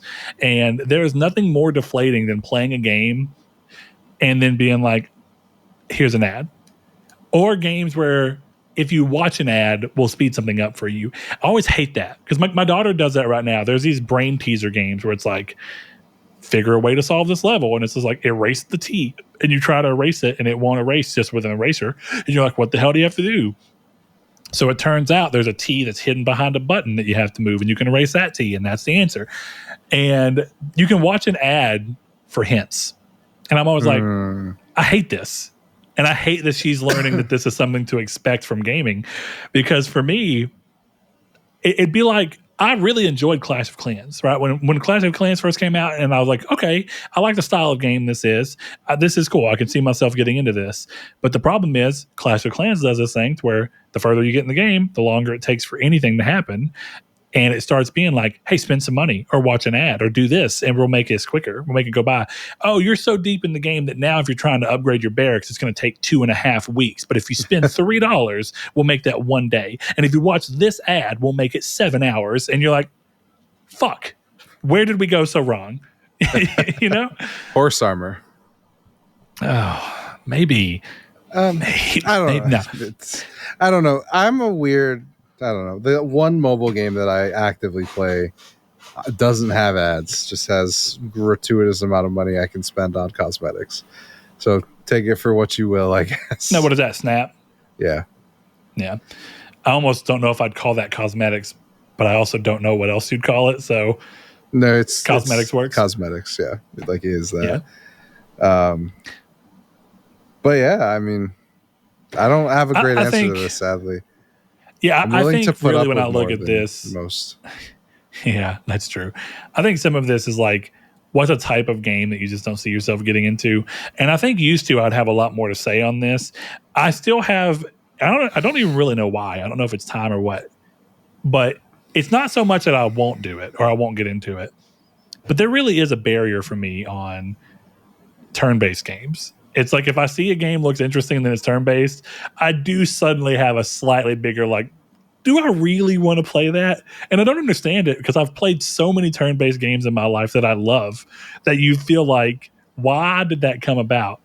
And I don't know if it's just psychology that came from how real-time oriented gaming has become over the years. As like, is this basically the form of your parents being like, your attention span's going to go to shit? Which I mean, there's our two because they're just on Facebook all goddamn day scrolling like everyone else is.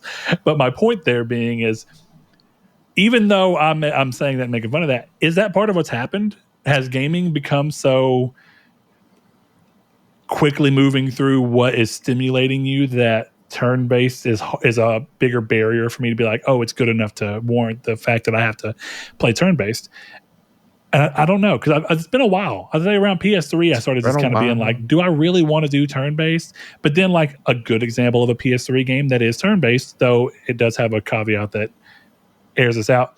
The South Park game, The Stick of Truth, is a turn-based game with the added benefit of the fact that there are timed inputs after you choose your action in turn, that if you hit it in time, you do better or worse. So like if you hit the button too soon, you do a weaker hit, or you outright miss. Or if you hit it directly on time, you'll hit guaranteed and maybe even a crit. And I like that. I like when games do like turn-based, but here's something to be a little more stimulating. Like, you've chose your action. Now let's see, a good example is like Kingdom Hearts Recoded is a really fucking weird game where every Disney World you visit in the game is a different playstyle. And the Hercules world, I'm pretty sure is what it was, had it to where it's turn-based for Kingdom Hearts, which was interesting. But with the thing that whenever you're getting attacked, if you could hit B at the right time, you could dodge. Could dodge it, parry it. But it was very small window. And it was still turn-based. You'd see them attacking, but if you could hit B, you could block or dodge. And I thought, oh, that's nice. That's a cool way to keep me more engaged in a turn-based game always, might do. There's been some other examples like Pokemon Legends Arceus, but that's about all I can really come up to, I think. I'm kind of with you, though. I wanted to say this earlier when Chris was talking about Far Cry 3's stealth section. This is kind of ties into the Fallout 4 settlement. One thing I get a little more tired of in games these days is the fact that, I think I've probably mentioned this recently too, games start doing this thing where like a type of game gets popular, and so every game starts trying to include some light version of it in there just so they can be like, hey, look, the thing that you thought that you liked about Hitman is in our game now. And it's like, well, no, it's not. Just because I can sneak around and do stealth doesn't mean that this is the same as what Hitman offers in stealth. You know what I mean? And so, but the game would be like, yeah, but we have stealth. You probably would have been better served to better flesh out one of your other mechanics that is unique and interesting, and not try and shoehorn stealth into this game just so you can have one more checklist of things to go, what do consumers like? They like stealth in games. They like shooting in games, and they like bows in games. So we need to have a bow. It's like, to be fair, Far Cry bow slaps. Oh, Far Cry bow really slaps. It's so good. Yeah. So I just think that's an interesting one. But I imagine, Jehudi, I think you're a little older, and tell me if I'm wrong on that. I think you're a little older than us. I almost wonder, I can feel it a little bit myself. I think for a while, as you start getting older initially, when you're a teenager and you're growing up, when you're a teenager, you're very jaded about things, and you think the things you like are really cool, and you're a lot more closed-minded to other things usually, just because of social pressures that come with all these things. So at first I noticed as I started getting older, I got more open-minded about things, and I was more willing to try things. And I think I'm still there, but I think I have less time to try things. And so I start doing this thing where there are aspects where I'm like, even though I'm open to the idea of trying it conceptually, I'm not open to wasting the time to try it. So I'm going to go ahead and chop this off my list. So I imagine as I get older and my daughter gets older and I'm having more and more to do, I imagine my list of things I'm not down for is going to grow. Yeah, most likely. Yeah. Which is why you need to play Persona now.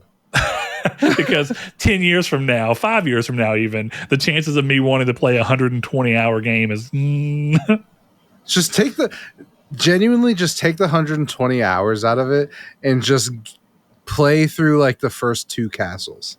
If you don't like it by then, you're not going to like the game. So just do that. That would be what I beg of you. Because I feel like that's been the one thing that's been keeping you from playing it. And you're missing a really good game. And it's the commitment for sure. Fuck it. Let me try it. The game, again, in the loading screens, literally says, take your time. Go at your own pace. So yeah, sure. But that's 2 dungeons. That's a me problem less than a game problem, right? Like let's restructure this for just a second. The problem is that I have the issue where I hyper focus on games. Hyper focusing on a 120-hour game. The problem is not that the game's 120 hours. The problem is that if the game's 120 hours and I hyper focus on it, that's all I'm doing for.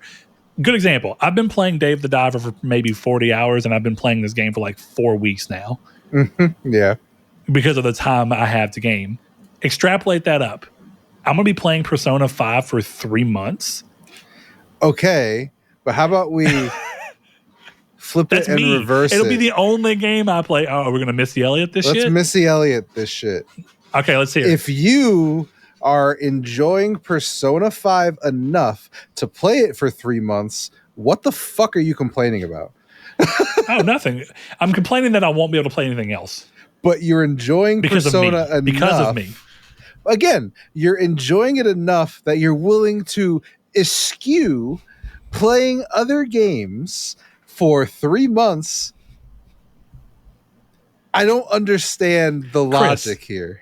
Chris, don't bring your salami logic into my moment here, okay? I want you to play the fucking game, so I'm going to use any dirty tactic I can think of. Okay?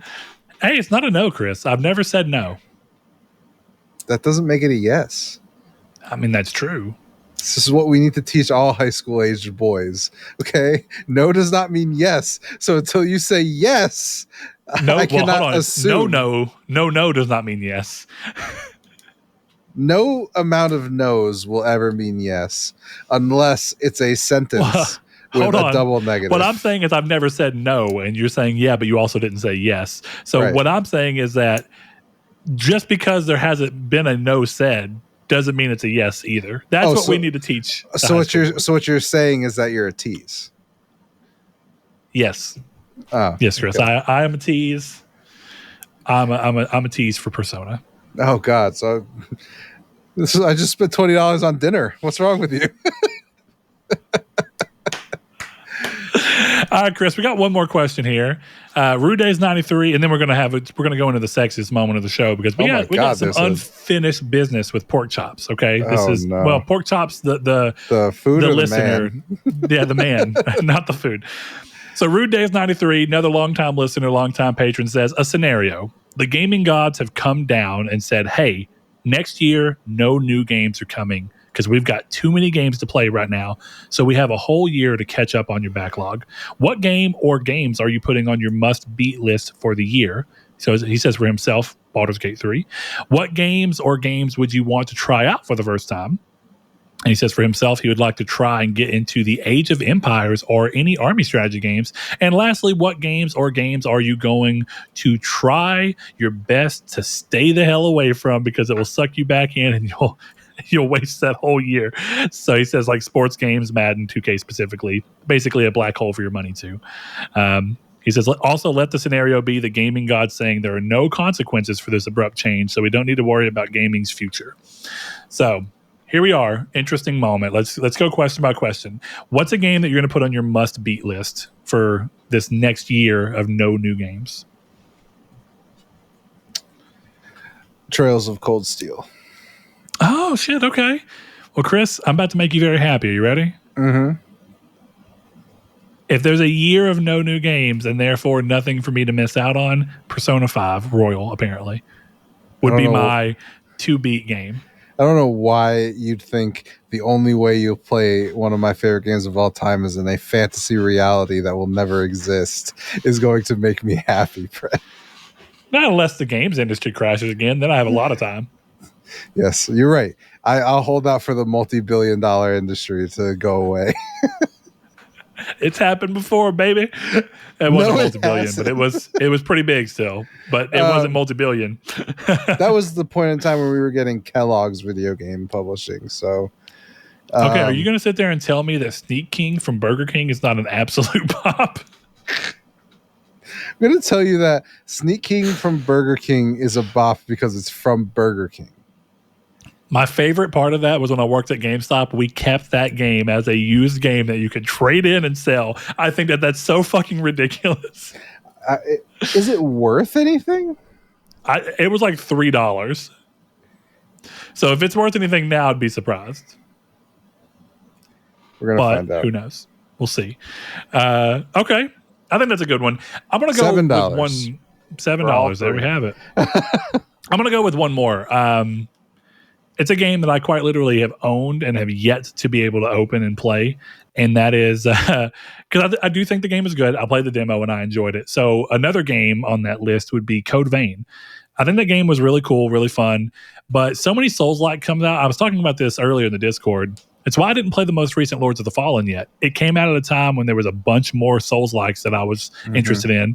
And it was just kind of the one I didn't get to. The one I gave the most attention to was Lies of P.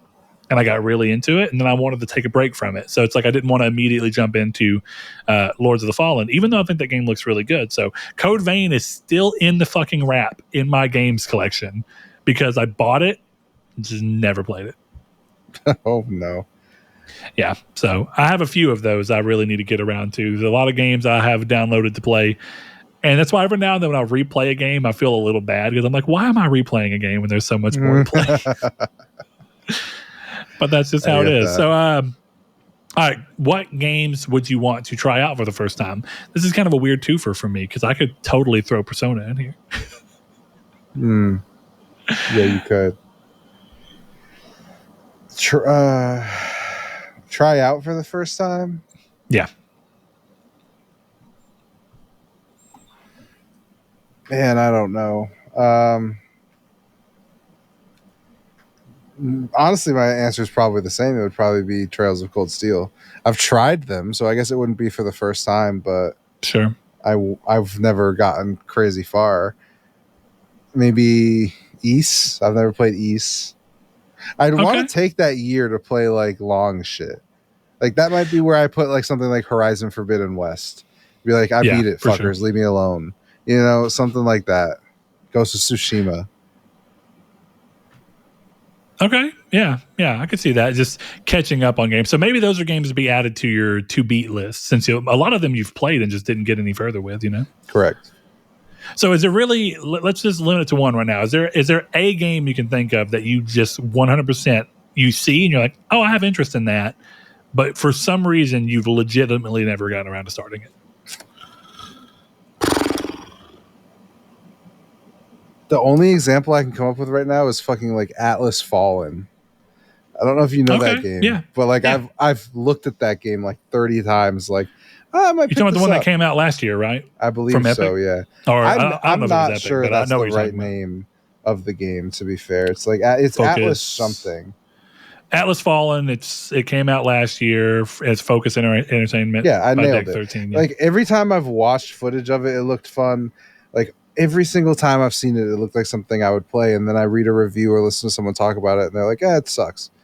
And I'm like, well, then. Yeah, it's funny because it's got like a 7 out of 10. Yeah. 6, 7 out of 10, which is not bad. It's not. It's the same thing we're talking about. How much of your time do you want to spend on something that may not be worthy enough to be like, oh, I spent that time well? Well, and how much money am I willing to spend on it, too? That's the thing. Like, something like Atlas Fallen, it's like, it looks great, but like, I'd rather take this risk at $10, maybe even less than that. So, yeah, for sure. I think a game for me that comes to mind because I didn't end up starting it. I have two that really come to mind. I have wanted to play Tunic for so long, and I just have yet to start it. I haven't downloaded and I haven't even started it. So Tunic's on there. But a more recent game that really looked interesting to me, but I just can't bring myself to want to dive the time into it right now, Pacific Drive. I think Pacific Drive looked really cool. And a lot of what they were going for on it are things I like about survival games. But it feels like as much as I would probably enjoy the game, that it wouldn't be able to hold my attention enough for me to actually play it long enough to get anywhere of value in it. That's my fear right now, is that I'm gonna start it, and because of there being a lot of other things competing for its time, I may end up dropping it before I actually build a solid interest in it. So if I don't have a whole lot of distractions and I'm not worried about that, I could see myself finally being like, let's see what this is. Let's pop this in and kind of go through. Part of me wants to say that this should be a time where I look at games that I just haven't played and finally add them to my list that are like iconic games. Like, I've never played Beyond Good and Evil. So a good example would be like, I could totally try that for the first time. Yeah, there's a remaster. I hear great things about it all the time, but it's like, yeah. And there's a few other games that I'm sure I haven't played that are iconic that it'd be worth me finally trying and really going through. Like, I almost want to say Metal Gear Solid 5, because while I did play it, I had such a feeling from Metal Gear Solid Ground Zeroes that I just didn't. And 5 was already changing up so much that, to Chris's point, I tried it, but I don't think I tried it necessarily in good faith. And so maybe that would be the time to go back and be like, let's stop worrying about what it is for the rest of the Metal Gear Solid franchise. How about we just see what the game is by itself, play it, and just see what we come out with. Dude, but MGS5 is sick. How have you never played that? I'm shocked. I've played it, but I've played about 2 hours of it. You know what I mean. Yeah. I got you. Look, you're an MGS fan. I'm surprised. Yeah, I know. Part of it was I didn't really love what they were doing with the story, and then it was unfinished. Part of it, okay, here's the real thing. I knew it was unfinished because I wasn't excited enough to play it day one because there was other stuff coming out, and I didn't love Ground Zeroes. But by the time that it came back on my radar, I'd heard from enough other people things that made me be like, oh, do I really like that as a Metal Gear Solid fan? I'm just not that interested. And then I played it, and it was like, I played it, like I said, going into it with the wrong ideas. So that's a game I could really revisit and give a real chance. So those are interesting ones to see added to the list. Maybe sure. Maybe I can try Yakuza Like a Dragon and finally see what Yakuza's doing as it's changing its entire personality and brand. Yes, you should. All right, let's see. What was the last one here? What's a game that you're going to try your best to stay the hell away from because it will suck you back in, and that'll be the whole year? I don't know if it would actually suck me back in, but now that it's released and I can say this, if Destiny 2's final expansion, the final shape, is as good as everyone is saying it is, and I do know that if Destiny is good, I can get sucked in, I don't want to play 200 hours of Destiny in a year. It's not what I have on my list for this year of not having any other things to worry about. I'm avoiding Destiny 2. It's funny because I want to talk shit, but I did also have a moment listening to people talk about Final Shape where I'm like, do I want to play Final Shape? I'm going to be honest with you though. I think if I ever played Final Shape, I would go offline, hide any evidence that I was playing it, and just play the story and then never touch it again. Honestly, that's what I want to do. Like that's what I'm aiming for, is just this idea of like, I think that the campaign, like, so the actual campaign design, the story that comes with it, and the actual gunplay, because the gunplay's great. That's what I kind of want to do. I don't think I really care to dive into the raid and all that. No. And that's why I'd have to go online, because the second any of my friends smell that there's a possibility that I would play Destiny again, I would be more committed than I'm interested in being. Yeah, for sure. Because even if I went, hey, I just want to play the campaign, it would be like, okay, I'll help you through that, and then we'll finish it. And it'd be like, you want to run a Nightfall? And it's like, oh, but we need one more for the raid. And it's like, dude, no, that's not why I bought it. I'm not playing it. Yeah. Now you've gone from trying weed once for recreational to be like, oh, well, what is this experience like? And you're like, oh, I had that experience, I'm done. And now it's like, but dude, you want to come smoke? But dude, have you ever tried a bong? What's so funny? I have no clue what the fuck I'm talking about here, and I'm using this as my example. I'm using drugs, Chris, of which I have no fucking experience with. Truly in your wheelhouse. Yeah, just really, really up, in my stratosphere. Interesting question, though. Yeah, I think it's interesting seeing BG3. I'm going to go ahead and cop that one from there, too. I'm going to just kind of borrow that because I need to beat that game. So that will be somewhere in my list there. But thanks for the question. And then we go and we move into the sexiest part of the show. One Velvet's Corner. And so without further ado, Velvet's Corner. After all this Chris, fucking time, dude, you couldn't have fixed it? No, I needed one more beat. I'm too busy working on Birthday Boy at 31 now. Then switch the beats. Like just that, at least that beat finishes. I don't think I can do that. It's too sad boy for Velvet's Corner. It's not sexy enough, Chris. Fine. You're killing me. All right. Here we are. So just so we're here and we're looking in the right spot, Pork Chops came and he said, before I forget, for next episode, here's my question. This was like a month ago, so thank you. Appreciate you. He says, in relation to the food talk last week, where we got to talking about Chris's big issue with them calling taco a sandwich. A taco a sandwich. He says, is a vanilla soy latte actually just a 3-bean soup? I'm sorry, what? Is a vanilla soy latte, 3 different beans, actually just a 3-bean soup? You are taking these beans, you are putting them into hot water to pull the flavors from them and coalesce them together. I mean, so that you can consume it. I don't like coffee, but I would have to think the answer is yes. So look, I'm not a coffee drinker either, and I almost wonder if someone who's like really into coffee would be up in arms over this. Because my go-to thought here is I'm perfectly fine with this, but I have a feeling that there's someone who was like absolutely fucking not. I just texted Sadie. We'll see. Well, so I know that a vanilla bean is a bean. I know that a soybean is a bean. Now, what is actually a latte? Is it based off of is it just coffee? Is it just a coffee bean? Dude, I've never bought a coffee in my life. A latte or a cafe latte is a milk coffee that is made up of 1 or 2 shots of espresso, sea milk, and a final thin layer of froth milk on top. So I guess the question is, what the fuck is espresso? It's coffee brewing method in which a small amount of nearly boiling water is forced under pressure. Yeah, that's the thing. It's like, right. Okay. This is kind of like people who drink alcohol, because it's another thing I don't really have a penchant for. All coffee tastes real coffee to me, and all alcohol tastes real alcohol to me. Anytime I've taken a sip of them, I'm like, oh, fuck. They're really overwhelming, and the taste is just like, for coffee, it's bitter, and for alcohol, it's like, I call it gaseous, where it's like aromatic. It fills your mouth with this overwhelming, just, I don't know what the hell you call it. But that's what I get from either of those types of drinks, because I don't drink them often enough to be able to, actually splice out what is making these flavors come together. I'm being so overtaken by the one that the rest of the flavors never hit. So to me, coffee all tastes like shit. That sounds so bad, but that's, in my experience, that's why I don't drink coffee. It does not taste good. The closest I could argue to drinking coffee is I will occasionally get a frappe from McDonald's, but that is a glorified milkshake with a little bit of coffee in it. And if they make it, for every now and then, if the coffee thing is too strong in it, I'm like, eh.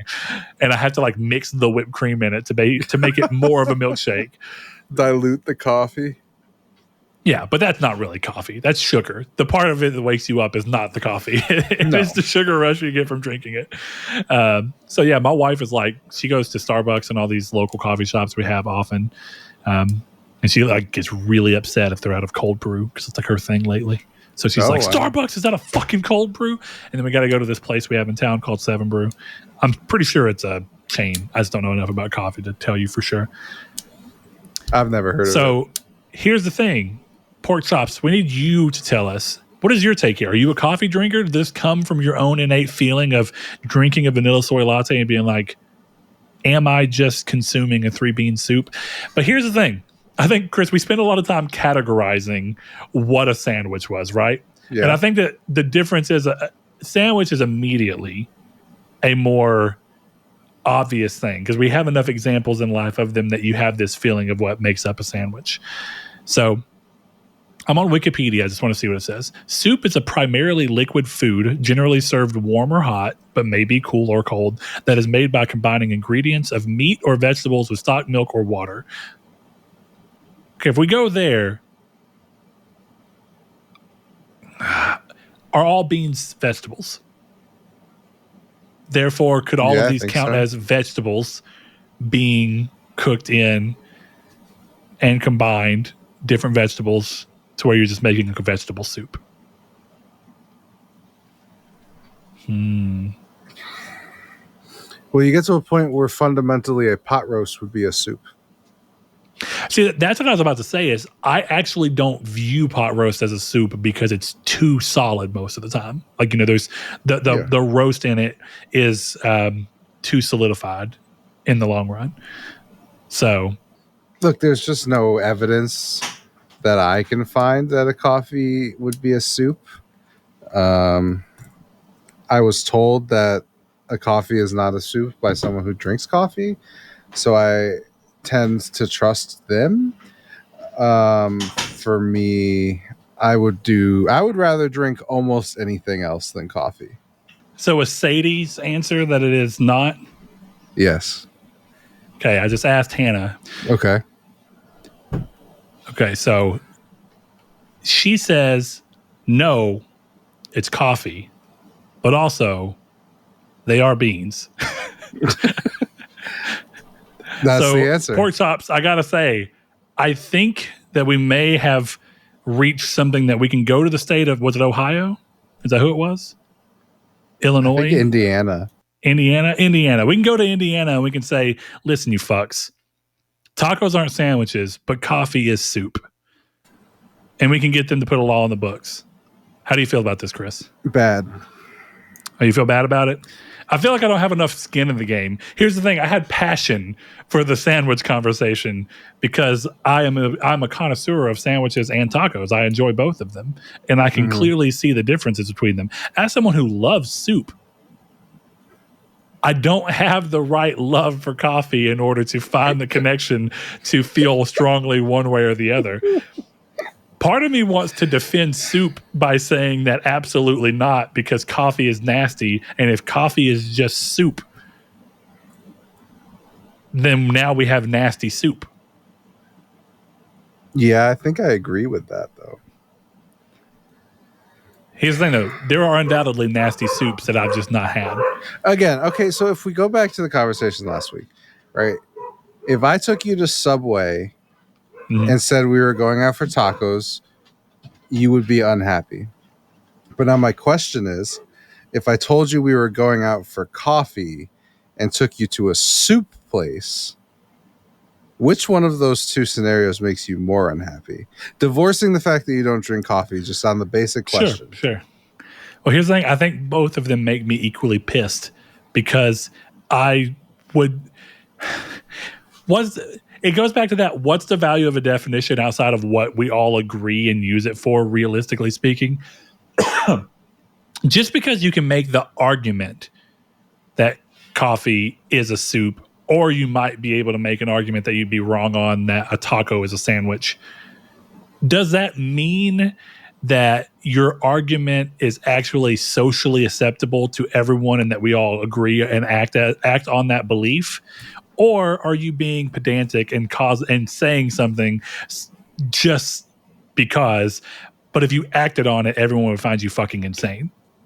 Because I do agree. If you said, hey, bro, we're going out for tacos, and you pulled up to a Subway, my immediate thing would be either, what the fuck, sandwiches aren't tacos, tacos aren't sandwiches, or when the fuck did Subway start doing tacos? It'd be one of those two. And then whenever I learned that Subway does in fact not do tacos and you were just trying to get sandwiches, I would be pissed all over again that you thought a sandwich and a taco were the same. So to that end, I would be just as pissed if you were like, I'm going to have to go to my side, right? I'd be just as pissed if you were like, bro, you want to go get some soup? And I was like, fuck yeah, let's go get some soup. And we pulled in the Starbucks. I would be like, in what fucking world does Starbucks sell soup? That would be my first. And I'm like, who views coffee as soup? That'd be my question. So to that end, Chris, practically speaking, no, it's not. It is not a soup. There we go. It's not a soup. All right, I don't have a gavel, but I feel like we should, that's going to be the gavel.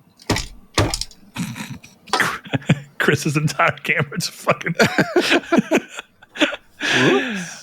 All right, Chris, that has been another Velvet's Corner. Velvet's Corner. Join us next time. Finished it. When we debate whether everyone should have a water buffalo. A what? Chris, a water buffalo. Thank you for joining me, as always. That's deep cut. That's deep cut VeggieTales right there, man. Is that another name for a bidet? No, but maybe it should be. Oh. Water buffalo. Yeah, I like that. You didn't grow up on VeggieTales, man?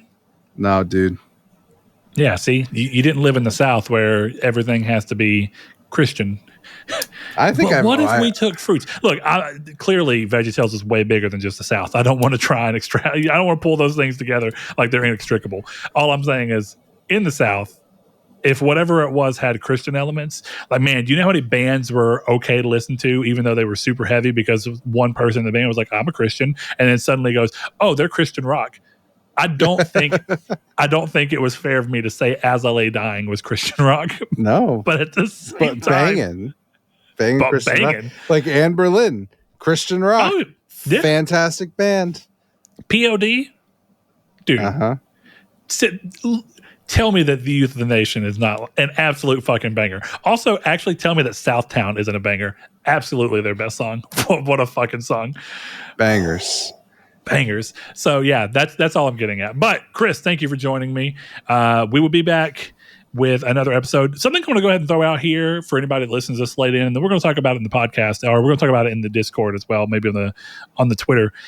Chris and I were talking about what other things we have going on and different responsibilities and what the best use of our time is. We're debating very heavily going to a bi-weekly show where we do it every 2 weeks. But of course, with that, I would like to at least kind of broach what the listenership think of that. So if you wouldn't have an issue with the show going, bi-weekly, let us know. We'd appreciate the input. If you like it being, weekly and feel like you have a good reason as to why you feel like you want to express why, we're certainly down to hear it. But, I think as we've been talking about in the show a lot, it's been complicated being able to do all the things that we want to do, given the responsibilities that each of us have, and how often our schedules don't quite line up because of the difference of life. So Chris and I were talking about we'd have a lot better of an ability to work on the card game and all these other things that we want to do if we didn't always have this as a 100% weekly responsibility. We'd be able to divvy our time up a little bit better. But that decision's not made. We'd love to hear from you and what your thoughts are. But until next week, this is, or at least it should be next week, this is Triangle Squared, a PlayStation podcast. And as always, we want to thank our patrons who went over to patreon.com/Nartech and gave us little as $1 per month to support this show, which is great. Keeps us from having to dig into our own pockets. So without further ado, we want to thank those who do so. Starting with Duh Overlord, Spencer, Brandon Edwards, Alex, Barry Rogers, Stingray X, Matt Tubbs, Easton328, Lechion69, Bailey Robertson, Mark Schutz, Kyle Grimm, Rude Days 93, Kevin Bacon Bits, Danny Villalobos, Jehudi MD, No Fate, Josh Ayers, Derek Porter, Matthew Green, and Sean Sanderud. Thanks to each and every one of you. We see you next week.